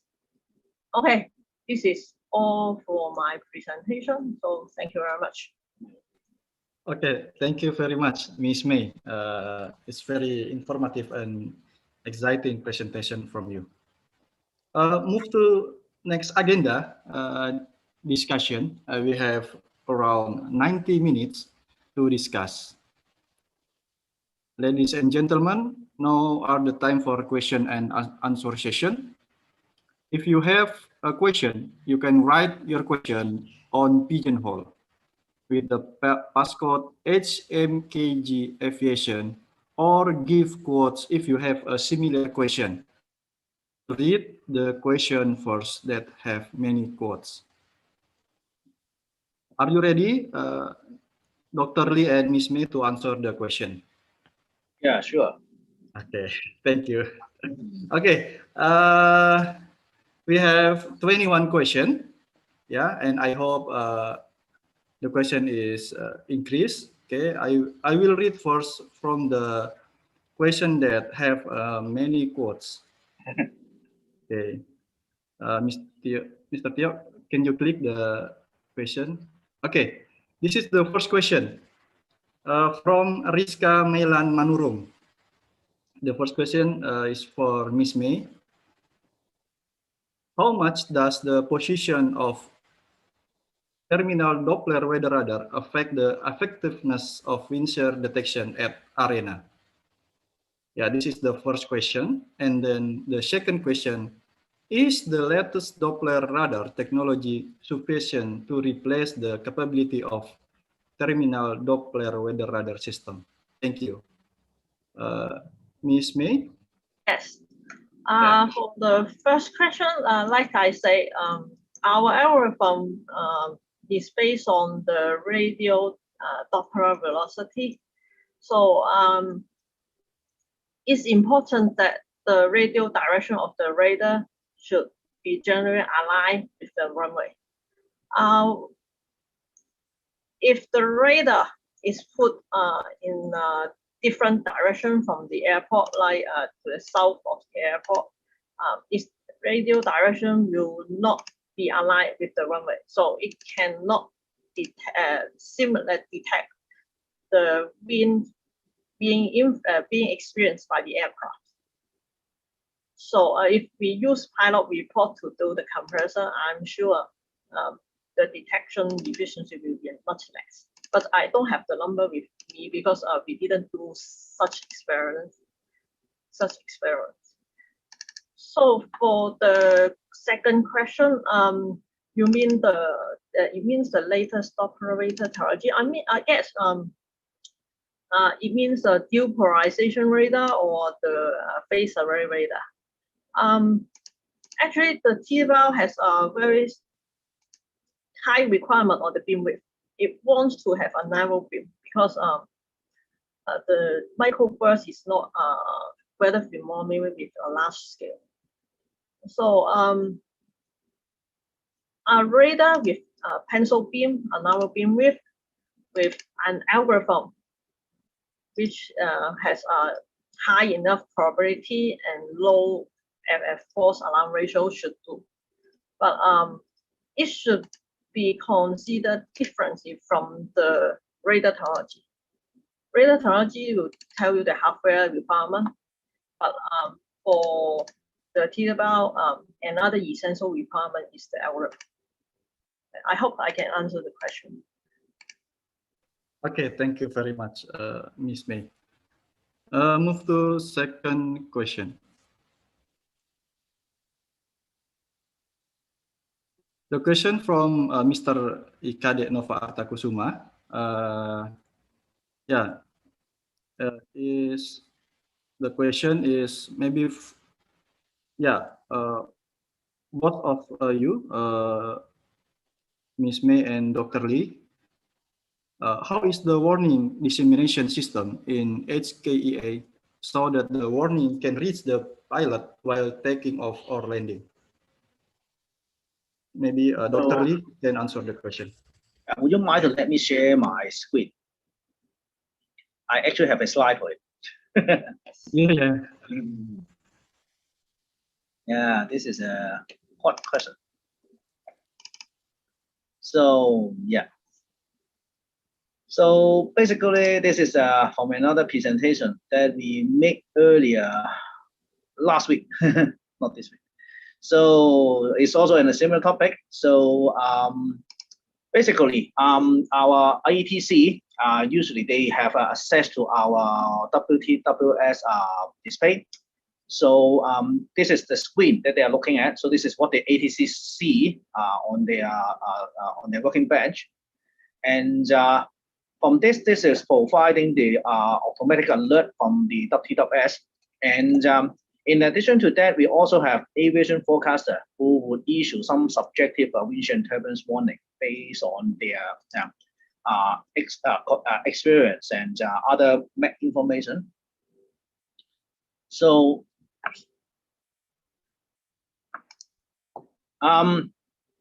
in addition to the WTWS, also this is the MAC display for the ATC. They also have an information on the wind shear information. So this is one of the pages I showed you earlier. And from this, the ATC, after seeing our wind shear and turbulence alert, they will pass the information to the ATIS, through the ATIS to the pilots. So some of the information is automatic, but for others, because the ATC is responsible for the information on the ATIS, they will have a look, and if they believe that the information is correct and is significant, they will do it past the voice ATIS and also the digital ATIS to the pilots. So this is how the pilots collect the information about the wind shear and turbulence. Okay. Okay, thank you, Dr. Lee, about your answer. So in Hong Kong, use special monitor to the air traffic control to show the information. Okay, thank you. Move to the next question. What is the next question?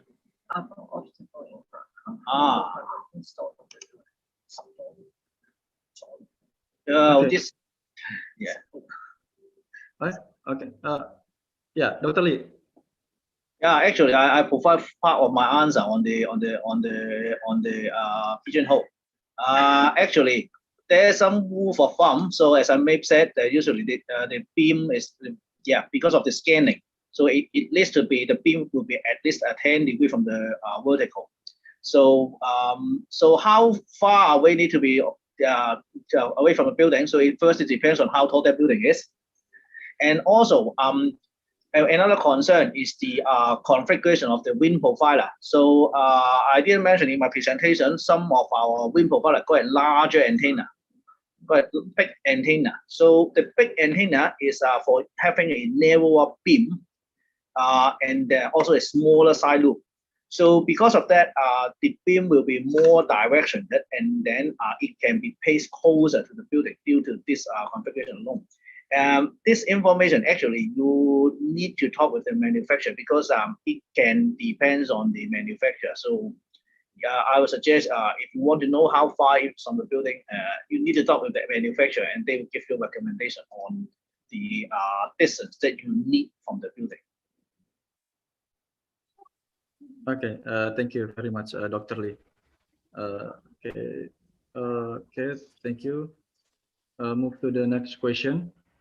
I will read the question first, and Dr. Lee or Bismay answer the question. Okay, the next question is for Mr. Jeffrey or Dr. Lee. Could you tell us how good your AWOS, which is used in your country, when it running in automatic mode? As you know that if we use AWOS, we can choose an automatic. In the Meter, we can read auto message. Yeah. How about you, Dr. Jeffrey or Dr. Lee? What do you mean by good?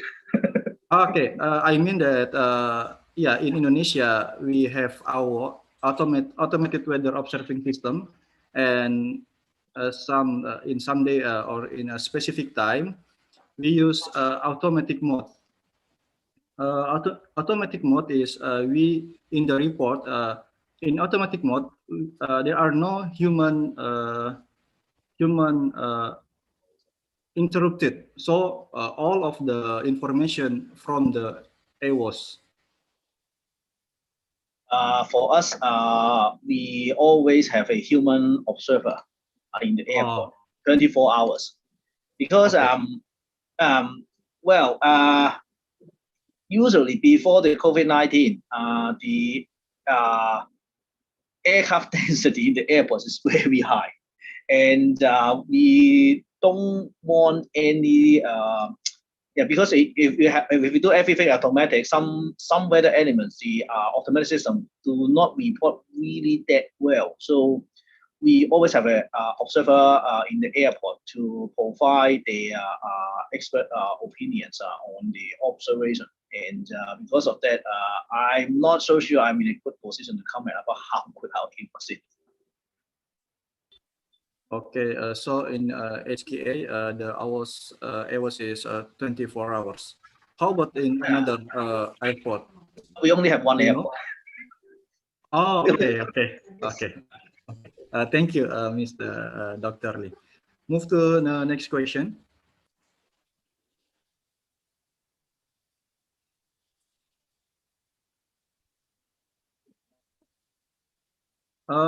Okay, next question from Mr. Hari Ismanto for Mr. or Dr. Lee. As we know, there are two visibility instruments. The first is forward scatter meter and transmissometer. Are there any advantage and disadvantage? Is important because a lot of airport number in Indonesia. This is a very good question. So actually, for the forward scatterer, so it's basically measuring the scattering power of the air sample in between the two, the receiver and the transmitter. So this type of instrument is usually good at assessing the visibility when the visibility is not that bad. So say maybe around 4 or 5 kilometers. So at that time, the forward scatter will do a very good job. But for the transistor, this type of system is usually better in measuring the visibility when it's really low. So it can tell between, say, 50 meters, 100 meters, 150 meters. So because of that, that's why we put two visibility instruments along the runway, so that we can cover the whole range of the visibility measurement. So usually when the visibility is low, we rely on the transistor. But while the visibility is good, say 5 kilometers, 6 kilometers, will be mostly depending on the forward scatter meters. So that's why we have both. Yeah.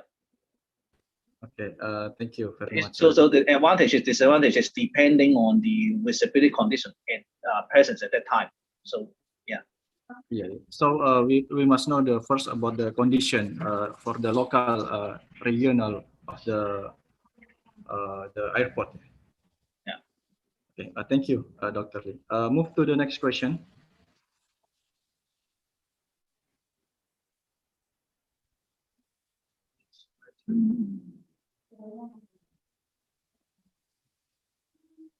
Yeah. From Mr. Bintoro.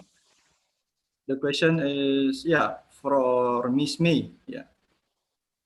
Can we operate Doppler weather radar as terminal Doppler weather radar and vice versa? Whether the WTWS system can generate data in real time? Yeah, maybe I answer the second one first. Okay. So the WTWS system operates 24 hours a day and is generate real-time data. So the update frequency is around every minute. So I answer the first one. Yeah. Yeah. Maybe you want to share her screen, so would you mind to let her share the screen?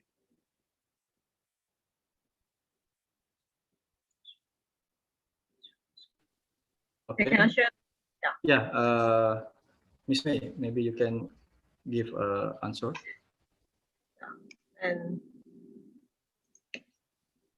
yeah, can you use the TDL as the weather radar? And yes and no.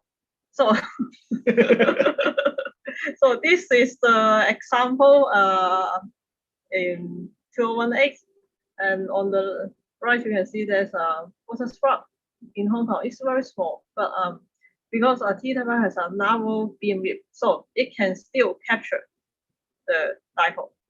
But you can also observe that there are many areas which doesn't have data. It is because of the location of TWL. Let's see. For the TWL, yes, this picture will do. Yeah, a nice picture. So, you can see there's quite a lot of mountain nearby. So this picture was taken on a higher mountain near the radar. So for some of the place, the mountain will block the radar beam, so it can so the radar cannot cover the area. So if you want to look at the weather along the near the airport, yes, it can do. But for other parts of the area, it depends on the location, on the environment. So can a radar be used as a TWL? I would say no. For traditional weather radar system, it does not equip with the algorithm.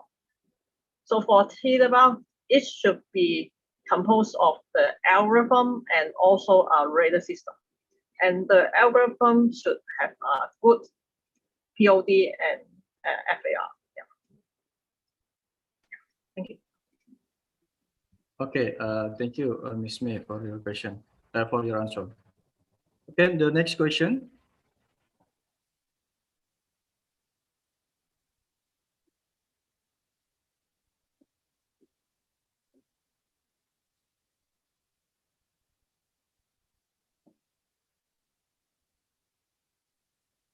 Yeah, the question,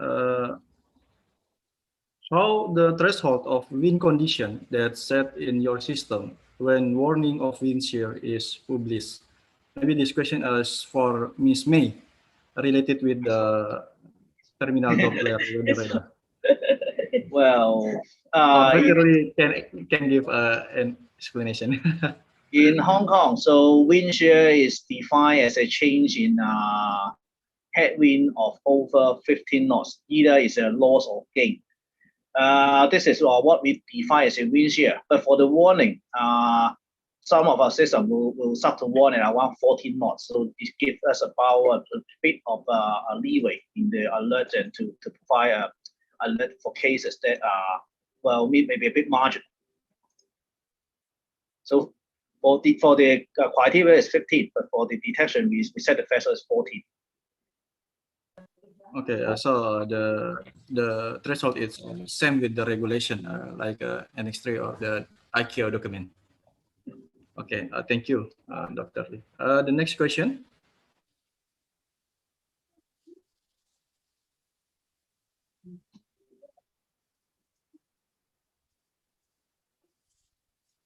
Yeah. Yeah. Next question is for Dr. Lee. About the LiDAR. One LiDAR is only scanning one glide path. It's right? Could you inform us the elevation of HKIA LiDAR? The answer is no. So one LiDAR can actually, if both LiDAR can scan all 8 guide paths or for the departure and arrival corridor. So that is because in our airport the runways are not that far away, and also they are parallel to each other. So our LiDAR, one of them, especially one of them, is actually placed between the 2 runways. So the location of the LiDAR give a very good coverage, and in principle we can have one of the LiDAR to scan all of the 8 guide paths along the 4 departure and arrival corridor. And for the elevation of the HKIA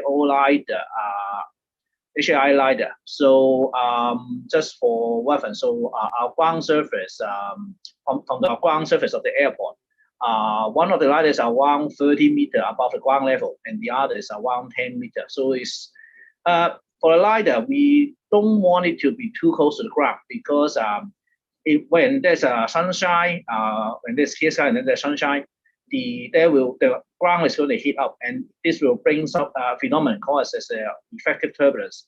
That means this will affect the beam quality of the LiDAR, and this is not good for the measurement. So usually the manufacturer will suggest you to try to put the LiDAR on, say, the top of a building or a tower, to keep it away from the ground to avoid those effective turbulence. So for us, one of them is around 30 meters above the ground, the others around 10 meters. It's really clear. Thank you. Move to the next question.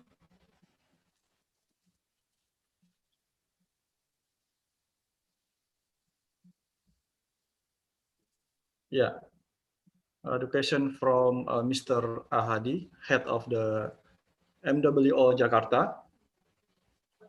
The question is, most airport in Indonesia located in a densely populated. So the perfect location, free from obstacle for the assessments such as LiDAR and terminal Doppler weather radar become impossible. What is your suggestion for this problem?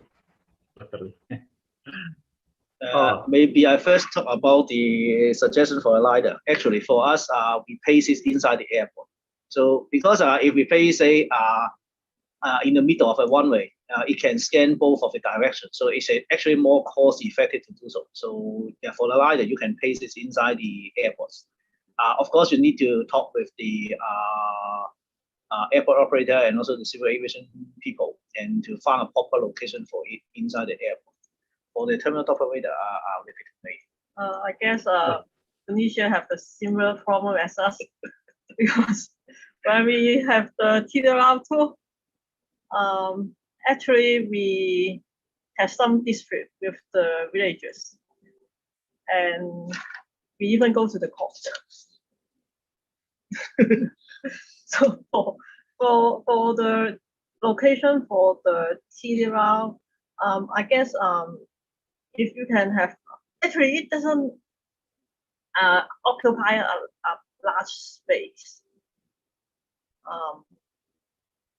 What it needs is a radar tower, a building, which can have a clear view to the airport and all. And I guess this is a really challenging problem for HKL in the past. So yeah, let's try to find a location near the airport. What I mean is, for us, this is 10 to 15 km from the airport, and it will do.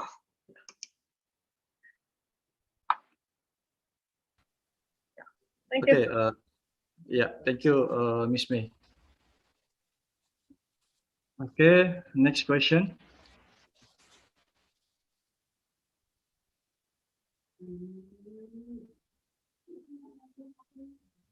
Yeah. Okay.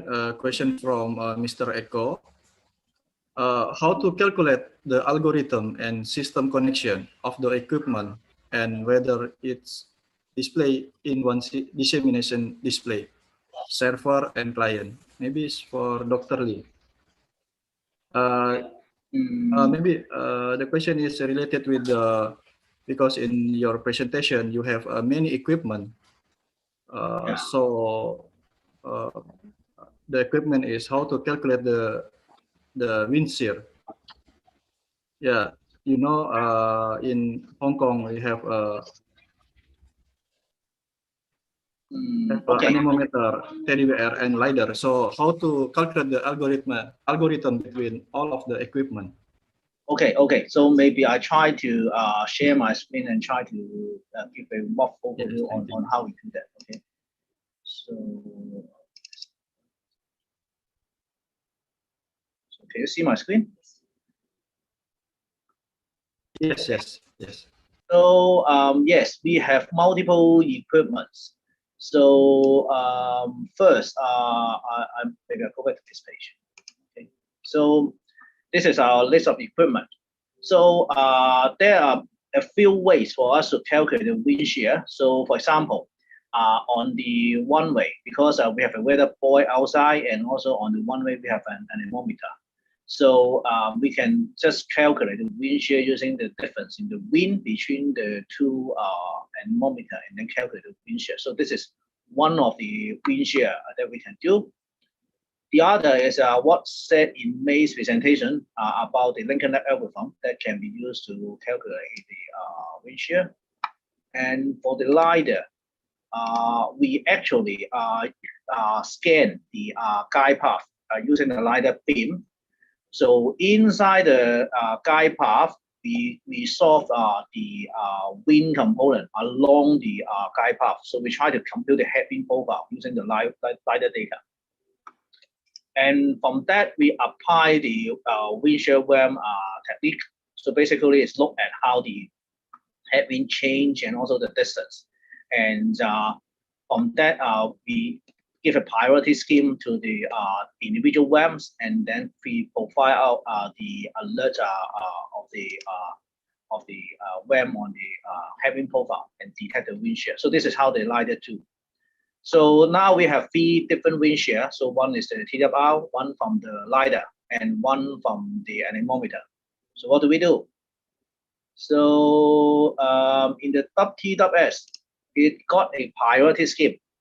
So it will see all the wind shears calculated by the individual equipment. And then from them, it will decide which one to issue. So this is in my presentation. So I just said if the TWR see a microburst, which is a wind shear of greater than more than minus 13 knots or greater from the TWR. If you see the microburst, then it will issue the microburst. If there's no microburst, so there will be, say we have a wind shear from Geiger and also maybe from the AWARE, which is an anemometer-based algorithm. So if there is a wind shear, say from Geiger, saying it's a minus 30 knots, but the anemometer says say minus 28 or 25, then it will issue the wind shear based on the Geiger alert. This is from the LiDAR. So we follow this kind of priority to issue the most significant wind shear from all of the individual systems to the pilots. Okay, and what's the second part of the question? Sorry.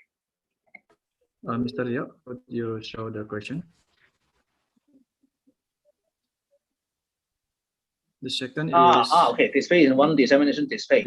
So yes, so what usually the ATC and also forecaster look at is the display from the WTWS. So the dissemination is a bit it's not really that simple for us for the forecaster and for forecaster in the Met office. In our meteorology office, so they have a dedicated client connected to the WTWS server, and they see the wind shear alert through that client.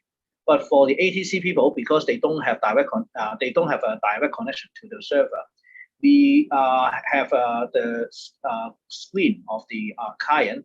We do screenshot every second, and then we disseminate the screenshot in the picture format to the ATC. So they look at our screenshot of the WWS system. So to see the latest information on the wind shear. Okay, thank you, Dr. Lee. Because Hong Kong have many equipment, Hong Kong have the priority of from every instrument, and then the dissemination is because all of the equipment have one server, so and many displays. So the display or dissemination the data from of the server. Okay, thank you, Dr. Lee. To the next question.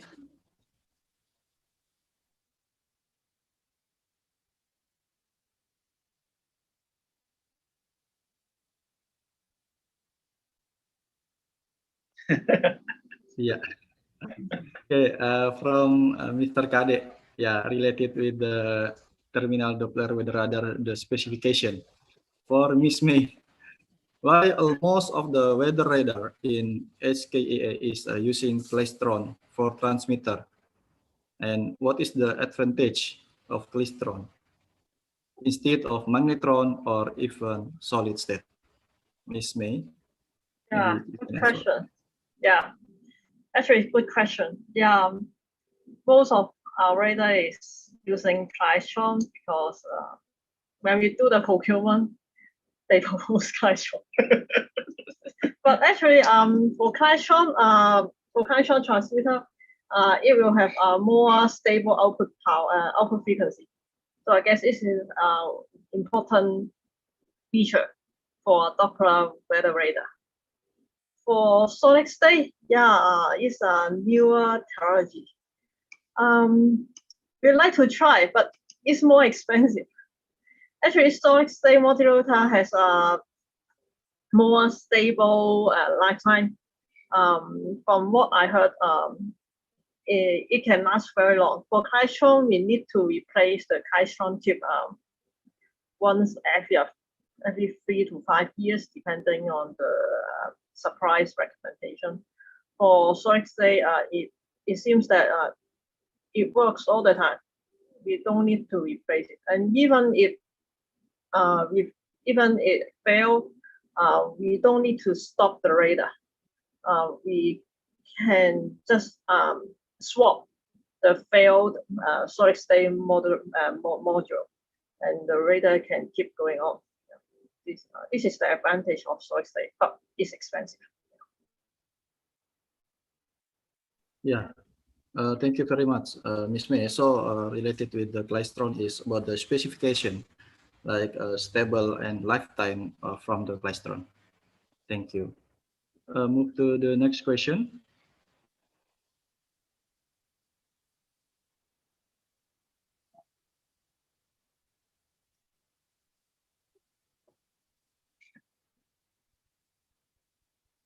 Yeah, from Mr. Kade Sumaja. Yeah, how effective the warning system in Hong Kong, reducing the flight incident, delay or cancel flight? Maybe Dr. Lee or Ms. May have about the statistic related with the incident or delay or cancel flight related with the warning, wind shear or another weather. For wind shear and turbulence, it won't have much impact on delay or cancel flights. Usually, those are more related to convection rather than to the wind shear itself. Because under wind shear, well, the pilots can still depart or arrive under wind shear conditions. They just need to take extra precaution to in the control of the aircraft during the departure or arrival procedure. So yeah, so it's not that related to delay or cancel flight. But for flight incident, it's difficult to say for us because actually we don't have that much incident over the years. Maybe I supplement something. For the TDWL, its main job is to detect the microburst and wind shear, and microburst is the most severe weather phenomenon. I would say every time if the system detects microburst, our air traffic controller will relay those information to the aircraft pilots, and the aircraft, actually the aircraft will just leave. They won't risk to land. So it is very difficult to get a quantitative statistic on that. So for the algorithm that I mentioned, we want to have a high POD and low FAR. It is almost impossible to verify it using the pilot report. What Lincoln Land did is use an expert to look at the radar data and try to identify the microburst region and compare with the alert issued by the system. I hope I can give you more idea about our difficulty in the verification. Yeah.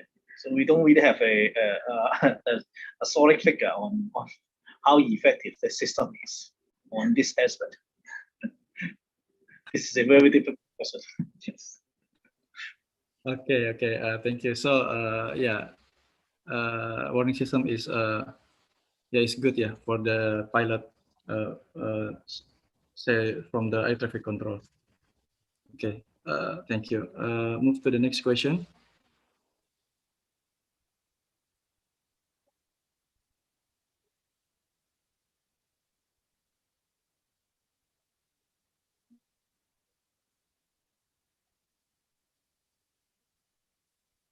Yeah, okay. Related with the AWOS for Mr. Jeff or Dr. Lee from Mr. Herlan Widayana. How is the validation method used by HKO in order to ensure that all automatic observation systems produce correct data? This is a very big topic. We actually do a lot of check on the system, so on the data. So our AWOS have an automatic quality control method. So it look at quite a few things. So it will see the range of the the observation value, maybe some kind of try to locate some sudden jump on the data, and those will be helpful on validating the data from the automatic observation system. Yeah, this is a very big topic. I can give a talk on this. Yes, this is another talk actually. It's very difficult to answer in just a few words. Yeah. Maybe you use screen from the Meteorological Garden, or you use the data from automatic weather observation system itself. Maybe I'll try to answer this a bit later. I try to see if I have another slide that I can summarize. Okay, so it will take me some time to find that one. So I try to answer. Maybe try to come back to this question. Okay. I will move to the next question. Thank you.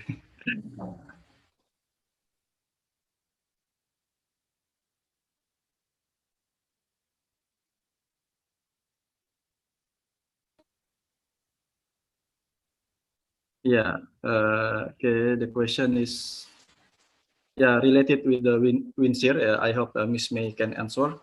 From Mr. Taufik, there are so many phenomena like wind shear, microbursts, land breeze, and sea breeze. Whatever is needed to minimum meteorology equipment is necessary to make early warning prediction. What is the minimum meteorology equipment to make early warning prediction? Do you have any idea to Miss May? Yeah, I have my answer here. Because Dr. Lee looking for the answer. type the answer already. Okay. So yeah. Well, actually, this is also another not so easy to answer question. So I would say every instrument got its own strength and weakness. So say for the measurement of the land piece and the sea piece. So in HL we have two systems that are two type of instruments that are actually capable of measuring this land piece and sea piece. So we can do it either by the anemometer, which is along the runway and also installed on the weather buoy, or we can also use a LiDAR to do that. But for the anemometer-based method, because we really cannot afford to have lots of anemometer installed in the area, so we could only provide very warm location for the wind shear and on this magnitude and also on this location. So, but for the LiDAR, it also have its own issues because the LiDAR can only measure the vertical velocity, just like the radar of the wind. So it doesn't have a full picture of the wind along the guide path. So although we try to resolve the headwind profile on the guide path using the LiDAR data, it's actually usually smaller than what the pilot would experience when they are flying along that guide path. So that's why even LiDAR provide very dense observation for the wind is still not the full picture. So I would say that's why we need both, so that they can complement each other in providing the alert for the wind shear. And for your question, actually, if you want to make early warning prediction, there's another aspect that you need to consider is the timeliness of the information. So how quickly you can collect the information, the MEC instrument, process it, and then disseminate it to the pilots. So for us, we have an arrangement with the ATC so that we can pass the wind shear alerts to the pilots through the ATIS. And this is actually a very important aspect in our alert for the pilots. Okay, thank you, Dr. Lee. So from this question is maybe you can give me explain about maybe what is the first equipment installed on HKIA? Because today it's very complete equipment. Could you tell us what is the first equipment installed there? Or first equipment, I would say to meet the IQ requirement, the equipment should be the anemometer, the force scatterer, the RVR, and also the ceilometer. Yes, yeah. This is the 4 essential equipment specified in the ICAO document. Oh, okay.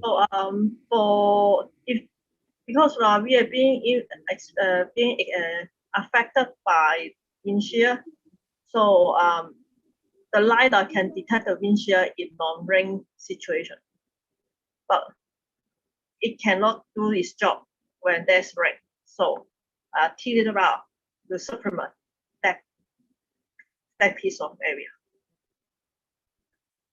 In terms of the history of equipment installation, I think what as May said, so we first have the all the instruments along the runway, so the anemometer, force scatter, and transistor meter.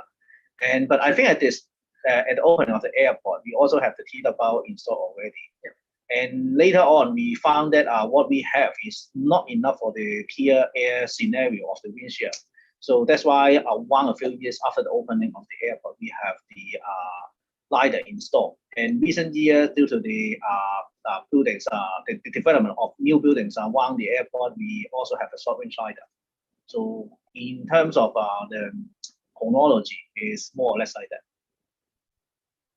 Okay, thank you. So we must, it's good to have all of the equipment But yeah, Yeah, it's very expensive. limited. It's expensive. Yeah, it's very expensive. Limited with the budget and about the location. Okay, thank you. For the next question.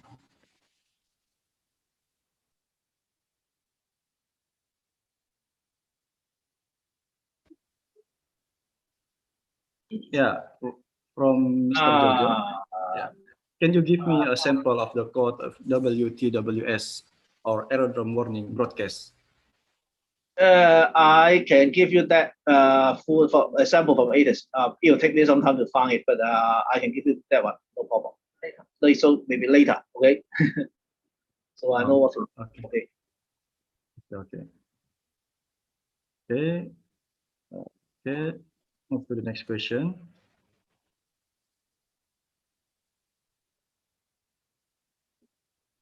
Yeah, a question is for Miss May. Terminal Doppler weather radar used in HKIA require 5 minutes for one volume scan. Meanwhile, wind shear phenomena could occur in matter of seconds. How is the wind shear warning could reach pilot in real time? Yeah, this is a very good question. Yeah, the TRL usually takes 5 minutes for one volume scan, but for the wind shear and microburst update, like I said, it is updated every 1 minute. Because when there's a wind shear or microburst or thunderstorm nearby, the TRL has already switched to the hazardous mode. So for the hazardous mode, the lowest PPI will be scanned around every 1 minute. So the TRL can update the situation every 1 minute. And then the alert will be transmitted to the WTS in real time. And then WTS will further relay the alert to the pilot and also the air traffic controller. So we hope to transmit the alert to the others as fast as possible.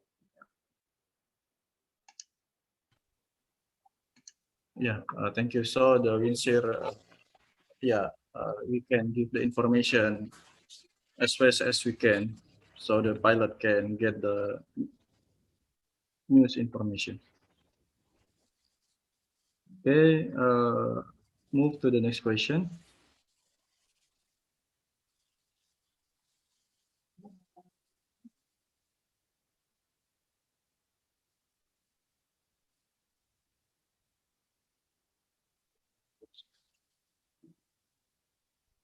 Yeah. Okay, the question is, HKO have a lot of instruments with different capabilities and advantage on wind shear detection due to the weather condition. How you can detect false alarm from each instrument and what kind method you use? Okay, this is actually for the verification of the WTWS. So in the WTWS, because it integrates all the alerts from the all individual instruments, so we can actually see what the other WTWS issue, and from that we can chase it back to the individual equipments. And from the pilot reports and also the QAL data, we can see the false alarm from this instrument.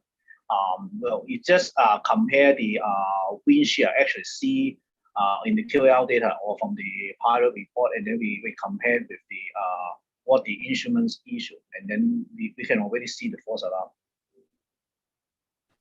Okay, so you use a pilot and QAR to validate or to validate what the capabilities of wind shear detection. Could you explain what is a QAR data? QAR is the quick access recorder. Yes, it's actually the equipment installed on the aircraft for recording the flight information. The experience by the aircraft. So it actually is contain information such as the location, wind, and also even some pilot controls on the aircraft. From there, we have the wind data from the QAR data, and we use that to verify the wind shear from the actual system. So the QAR is every airplane have the QAR. How you can access, because QAR have a limited access because it's special for the airlines. How Hong Kong can access it? We don't have access to all of the QAR data. We only have those from the Cathay Pacific. And before that, we have also from Cathay Jurgen. We have a very good relationship with Cathay Pacific, and they agree to sell us their QAR data. I mean, money. Yes. We pay for them. Okay. So we usually pick the flights that say we issue alert or the pilots report the alerts, and then we use them to request the QAR data for that particular flight, and then we look into it. Yeah. Okay. It's clear. Yeah, it's not that simple because for the from the pilot perspective, because from the QAR data, you can actually see what the pilot is doing. So they usually have a bit of concern of sending you the data. So you really need to talk with them, and for us, we actually told them how we use that data and what we are looking at, and it takes us quite some time to make them comfortable with sharing the data with us. Yeah. Okay. So go back to the previous question about the technology of the wind shear and turbulence alert on the 80s. So actually, I found an example. So from Herlan Widayana question, maybe Mr. Tio. Yeah. So you might let me share my screen. Oh, okay. Screen from Dr. Lee. Yeah. So actually, this is what I found from the actual wind shear booklet, which is a booklet that we give to the pilots, provide to the pilots, and also to for them to know our wind shear surface. It's actually on the booklet. So this is how we provide the information on the ATIS. So this is the physiology we use. So for wind shear, so if wind shear is something between 15 to 30 knots, and on the runway, we use a very single wording, say significant wind shear on which runway. And if there's microburst, then we will say also microburst on the runway. And for turbulence, the physiology is something like this. So it's mod or severe forecast on the runway. So this is how we provide the information to the pilot. So this is this is actually a simplified version of our alert, because in our alert we actually provide information on magnitude of the wind,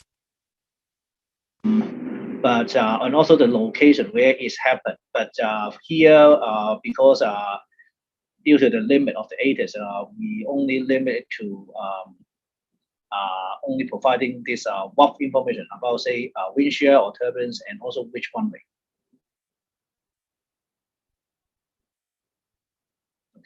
Okay.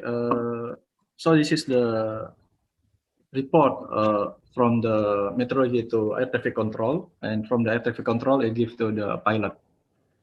This is the wording that the air traffic control give to the pilot. So that this is what the pilot will see. So the pilot can get the information from the wording related with the wind shear. Yes. Okay. Mr. Tio, do you have any question? Oh, yeah. The last answer is for Mr. Jojo. Yeah, this is the question from Mr. Edison. This is our Director of Aviation Meteorology. Mr. Edison asked to Mr. Jeffrey Lee and Miss May, how do you maintain your equipment in the Hong Kong International Airport, both during calibration activities and in the event when the instrument have a problem? Yeah, maybe the first is Dr. Lee and the second Miss May. Well, again, a very long answer. So different equipment got a different ways to maintain. So as I mentioned before, all of our anemometer are actually equipped with dual sensor. So we have two wind speed and wind direction sensor on each of the anemometer. So if one of them is malfunctioning, the system will automatically switch to the other one.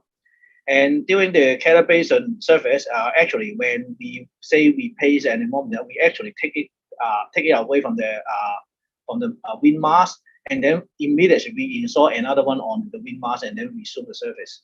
So we have a backup equipment to serve the air measurement during the calibration of, say, the anemometer. So that's one way we do it.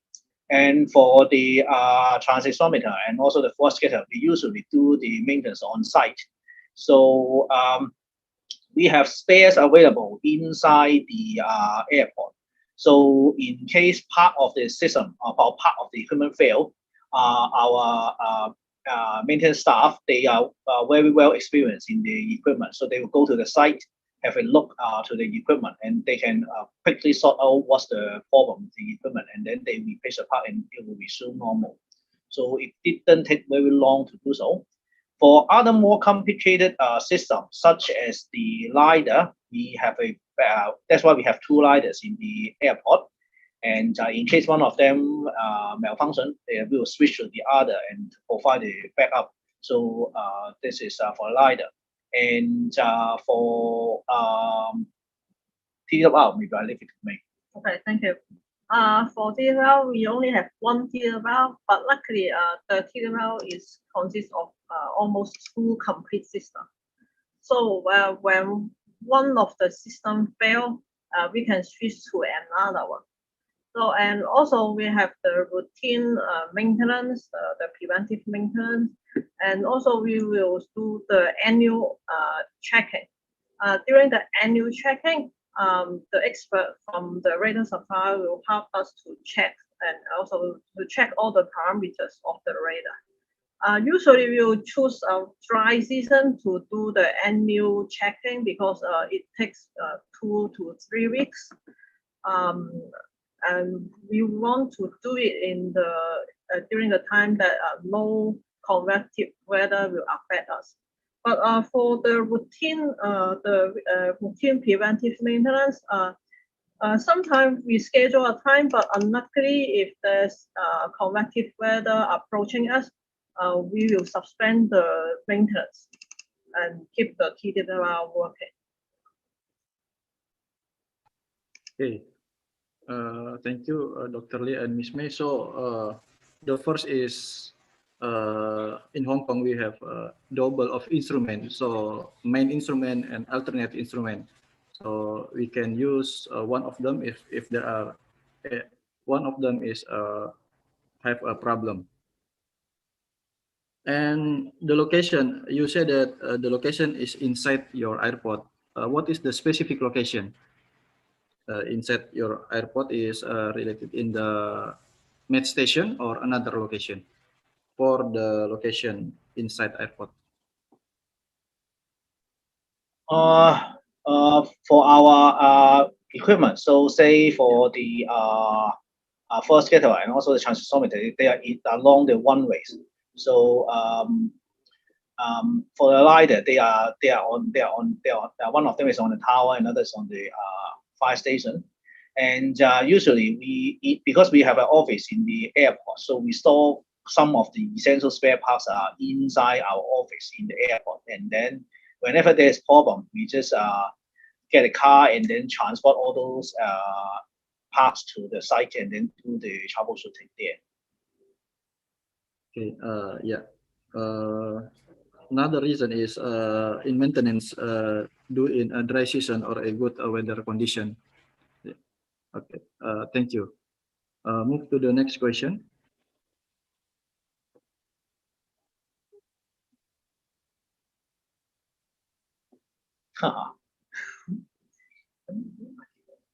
Yeah, the question from Mr. Dwi Yono. We found different LiDARs with a different range of coverage. what is the minimum range required by ICAO? Can we use 2 lidars of shorter range to cover the minimum range required by ICAO? Maybe I don't think there's a minimum range requirement by ICAO, as I know. So LiDAR is still not really that a compulsory instrument from the ICAO standard. So yeah, because it's not that easy to operate and also to maintain. So that's probably part of the reason why it's not mandatory by ICAO. But for the minimum range, maybe I answered using the actual perspective. So for us, we provide the wind shear alert up to 3 nautical miles away from the one-way vessel. So for us, the minimum range will be that the LiDAR has to cover at least to 3 nautical miles away from the one-way vessel. So for us, that because we place the LiDAR in the middle of the one-way, so that will give around 1 to 2 kilometers away from the one-way vessel, and for the additional 3 nautical miles, so we usually expect our LiDAR to cover at least 8 kilometers for the minimum range. So whether we can use 2 LiDARs of shorter range to cover the minimum range, I will say yes, you can do that, but of course you would need to place the LiDARs at 2 different sites so that you can cover, for us to cover the whole area of interest. And to us, at this moment, we still not yet do something like that, because it would be quite difficult to find sites within the airport for placing additional LiDAR. So that's why we have 1 single LiDAR to cover both ends of the one-way, instead of having 2 at the end of the one-way to at each end of the one-way to do the to cover the minimum range. Okay, thank you, Dr. Lee. So yeah, we can use more than 1 LiDAR to cover the minimum range. Okay, new information. Okay, move to the next question.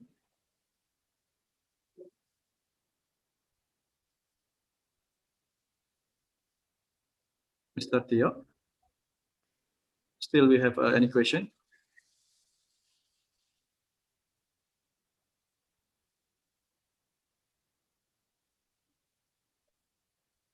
Yeah, question to Miss May.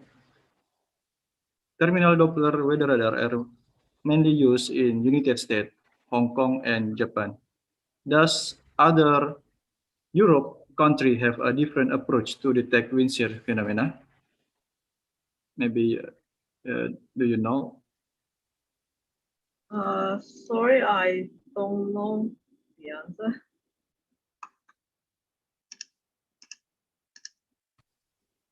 Okay, okay, thank you. It's no problem. So you don't know, but what is the Europe country use another approach to detect wind shear phenomena?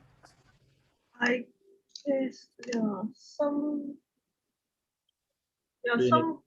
some European country installed radar with the algorithm, but I don't know the performance for the wind shear detection. Yeah.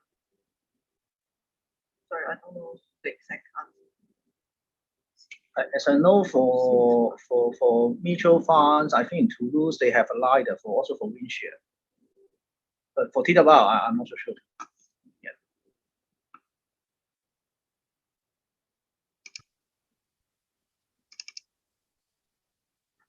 Okay, okay. So we must need time to make sure what is the equipment to detect wind shear phenomena in Europe. Okay, thank you. Move to the next question.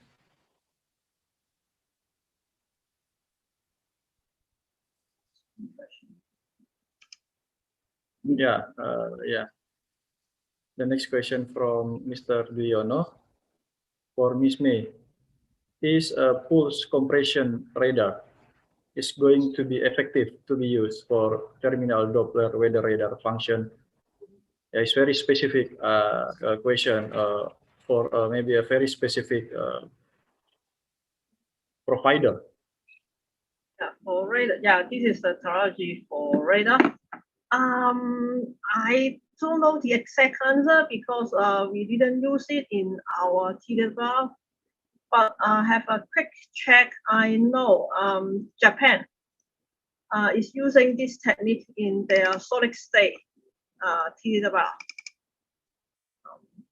I guess we can. I can look for more information about that, but I'm not sure the exact answer. Yeah. Okay.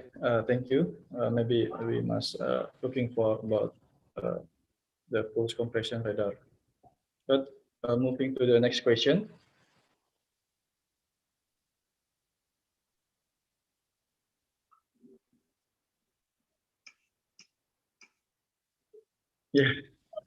Yeah.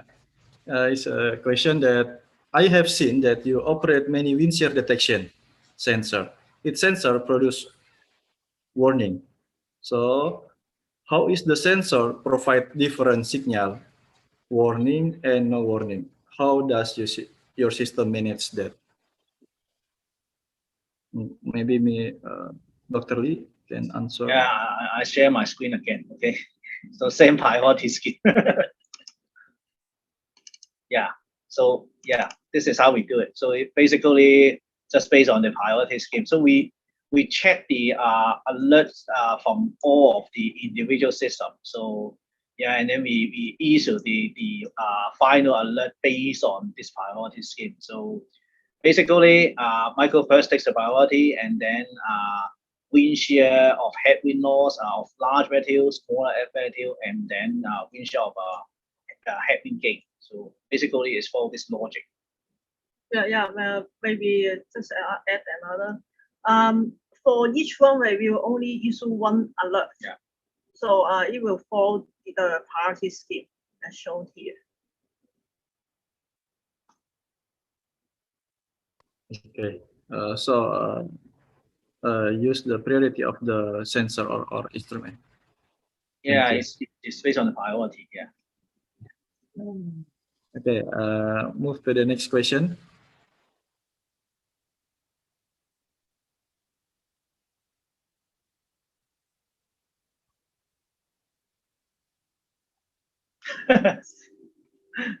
Yeah, from Miss Asria Andani to Dr. Lee. I found it interesting that HKO install certain equipment for studies purpose, like terrain-induced wind shear. Is the analysis undertaken on a regular basis or on special occasion?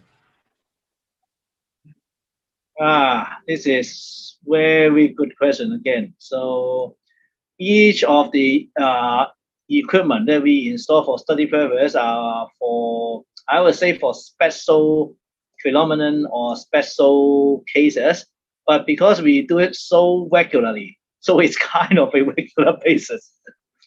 We have quite a lot of ongoing study at the same time. So that's why each of them is specific for purpose, but because we just do it too often, so I would say we regularly do this kind of study. So actually, even for take an example, even for the wingfall measurement, so we said we have the transistor doing wingfall estimate and compare with the wind gauge. So this is happening now. And before, we also try to do different comparison, different individual types of wind gauge for use in the airport. So yes, so because we keep on doing that, I would say it's regular. Yeah.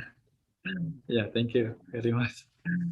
Yeah, so make a regular studies for each of the equipment for study. Yeah. Okay, move to the next question.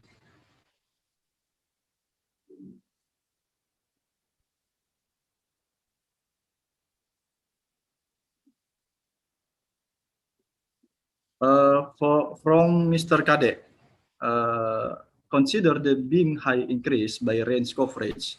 Thus, one terminal Doppler weather radar can give maximum coverage for all of the area of the approach or departure arena in Hong Kong for both runway, because your setting of your terminal Doppler weather radar is close with the one runway.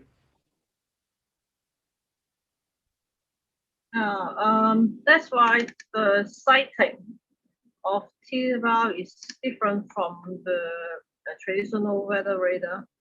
The height, the altitude requirement is 40 to 130 meters above sea level. It is kind of low compared with the traditional weather radar. We have such criteria as we want to ensure the TLR beam can cover the approach and departure corridor. So for HLTLR, yes,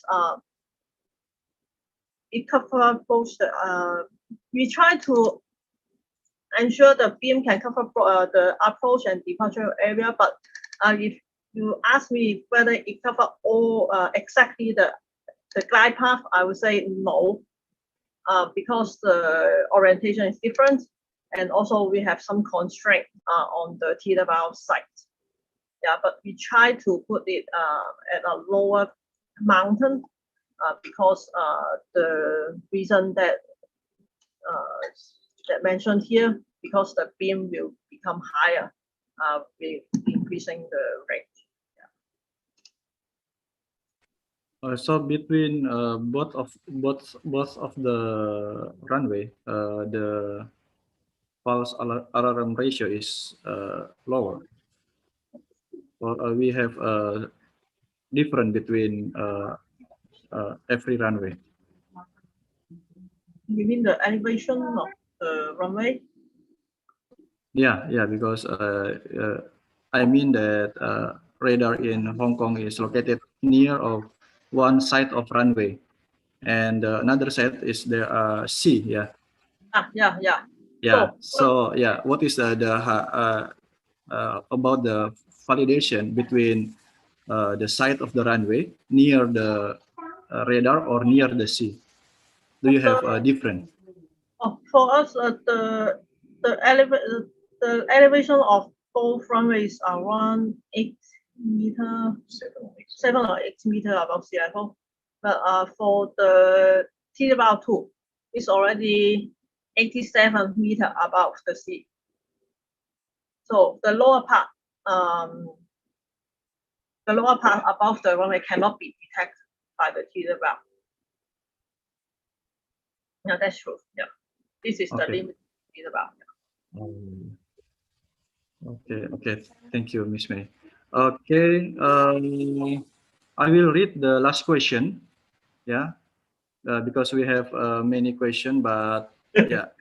That's great. Yeah, the question that we cannot read, I will write, and maybe I hope Dr. Lee and Miss May can answer manually, not live in this Zoom.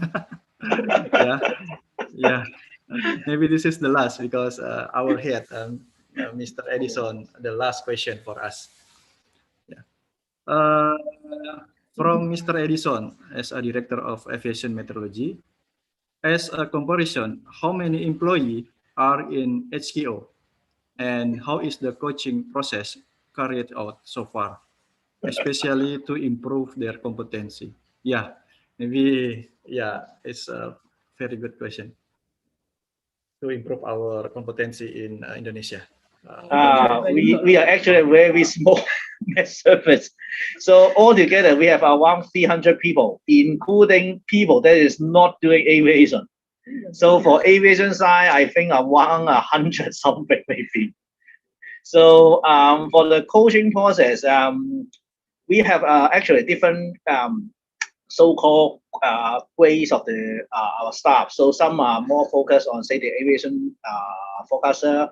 Some are more, say, on the observer side, and some people are more on the equipment maintenance. So for the coaching, we usually depends on what kind of job they are taking. So say for the observer or for the aviation forecaster, we usually have kind of introduction course to them, and then we provide training for them to, classroom training for them to help them to build up the competency for their job, and also we have on the job training. So usually after completion of the class, they need to have hands-on experience on the weather observation or weather forecast. They will work together with an experienced forecaster or experienced observer, and then they will do the job together for a few months, and then for them to build up the competency. But for equipment maintenance, we don't have a classroom training. So usually for the new recruit, we have them work with the experienced staff directly and then learn from the experienced staff. And as you may know, for equipment, there's a new equipment coming out very often. So whenever we buy something new, we'll ask the manufacturer of the equipment for them to provide us a training on how do we maintain or operate those equipment. And also during the training, we'll request the manufacturer to make sure that the people they train is good enough to train other people. So usually that's what we call a train the trainer training for the our maintenance staff, so that whenever the new recruit come, the most experienced staff will be able to do the training for them, to walk them through how they maintain the equipment. So this is how we do our current training. Okay, so in Hong Kong, do many process like a job training course and another, both from the officer or from the provider. So yeah, the employee can get many experience. Again, this is actually another separate talk. Yeah. You can talk about it for quite a few hours already. Yeah, maybe as new idea to make another talk. Okay, that is the last question. Thank you very much to Dr. Lee and Ms. May. Thank you. Thank you. Yes, and previous question on the quality the data quality control about the automatic observation. I'm still unable to find a very a short summary for what we did. So maybe I try to. I cannot find one. So maybe I try to answer it by email. Okay. Okay. I pass it to who should I pass it to? So and then maybe I pass it to Asia, and then would Asia mind to help me to distribute my answer to your colleague?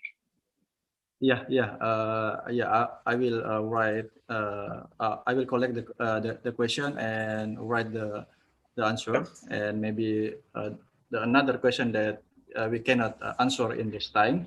And I hope Dr. Lee and Ms. May can answer it, and we will try to distribute about the answer.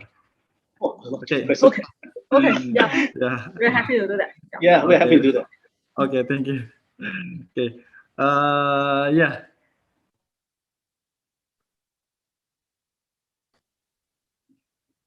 Ladies and gentlemen, finally, we come to the end of this webinar.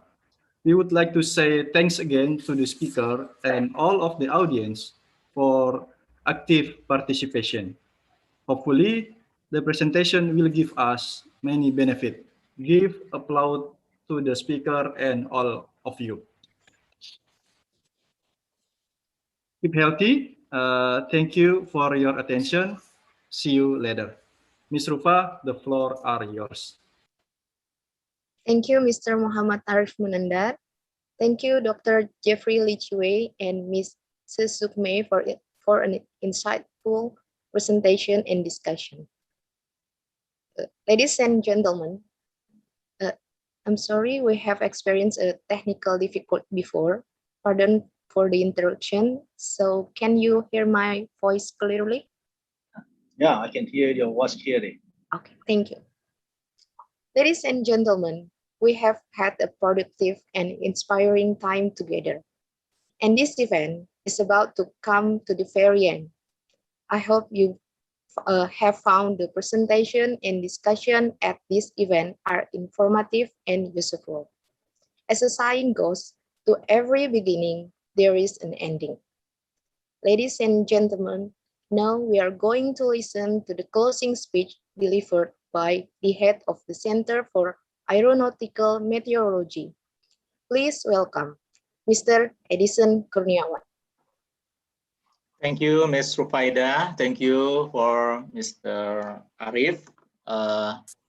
Assalamualaikum warahmatullahi wabarakatuh. Good afternoon.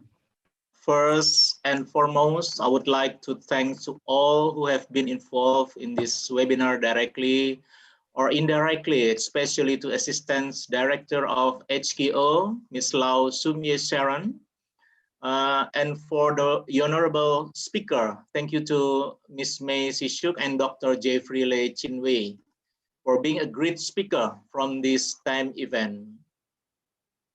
All head of BMKG Center, all the head of the regional center, and all head of Meteorological Office, thank you for your support, and for the participants, thank you for enlivening this event.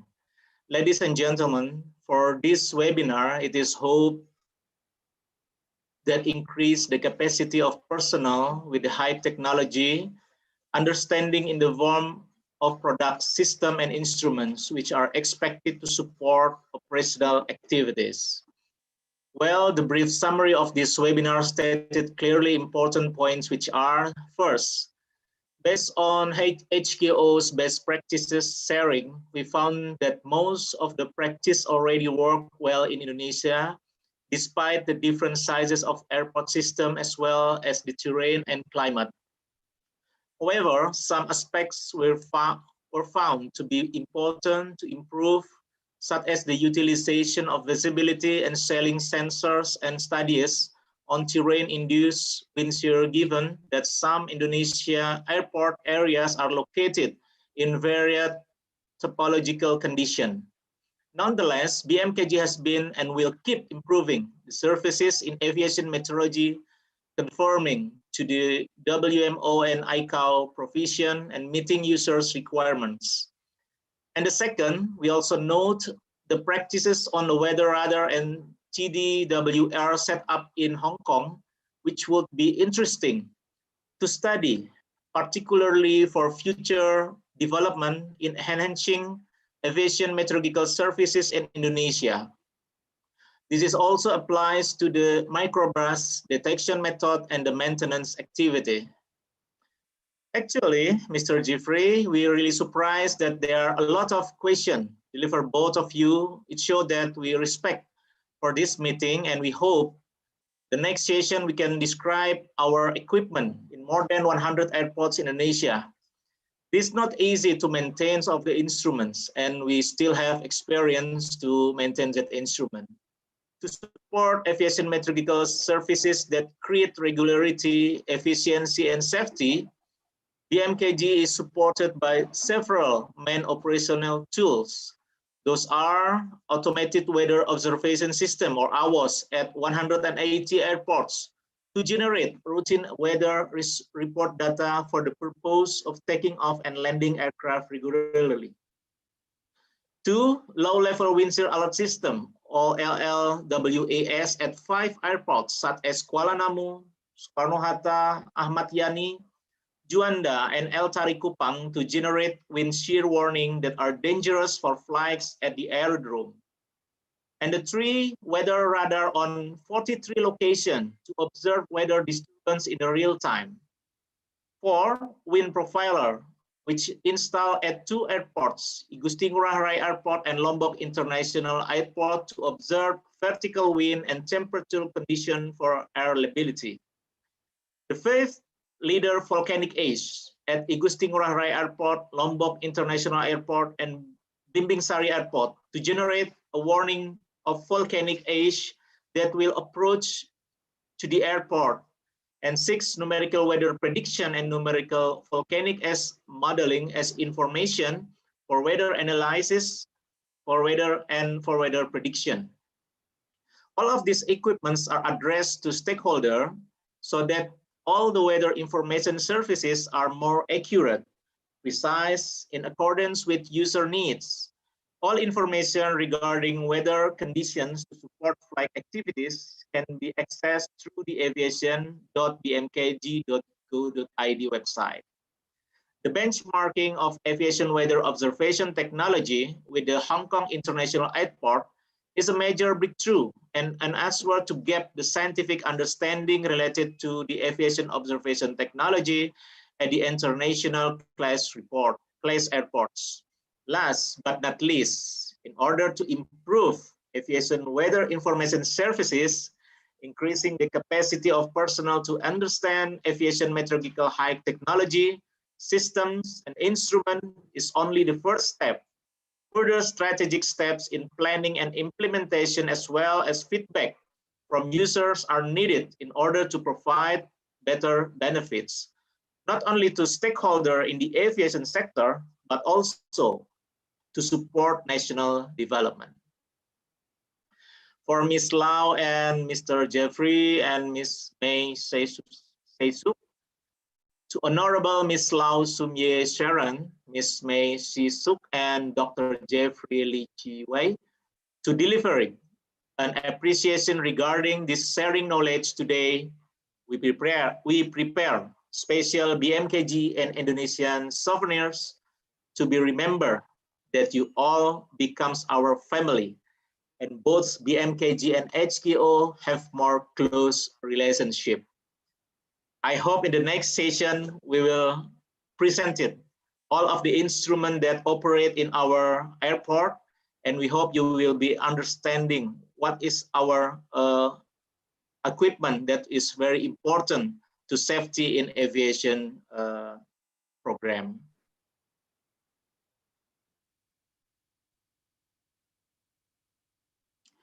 To the end my speech, I would like to thank everybody, especially the committee who has devoted their efforts to ensure this event runs smoothly as is now we are. In the name of Allah, gracious of the most merciful, this webinar is officially closed. Thank you very much, everybody. Assalamualaikum warahmatullahi wabarakatuh. Thank you very much.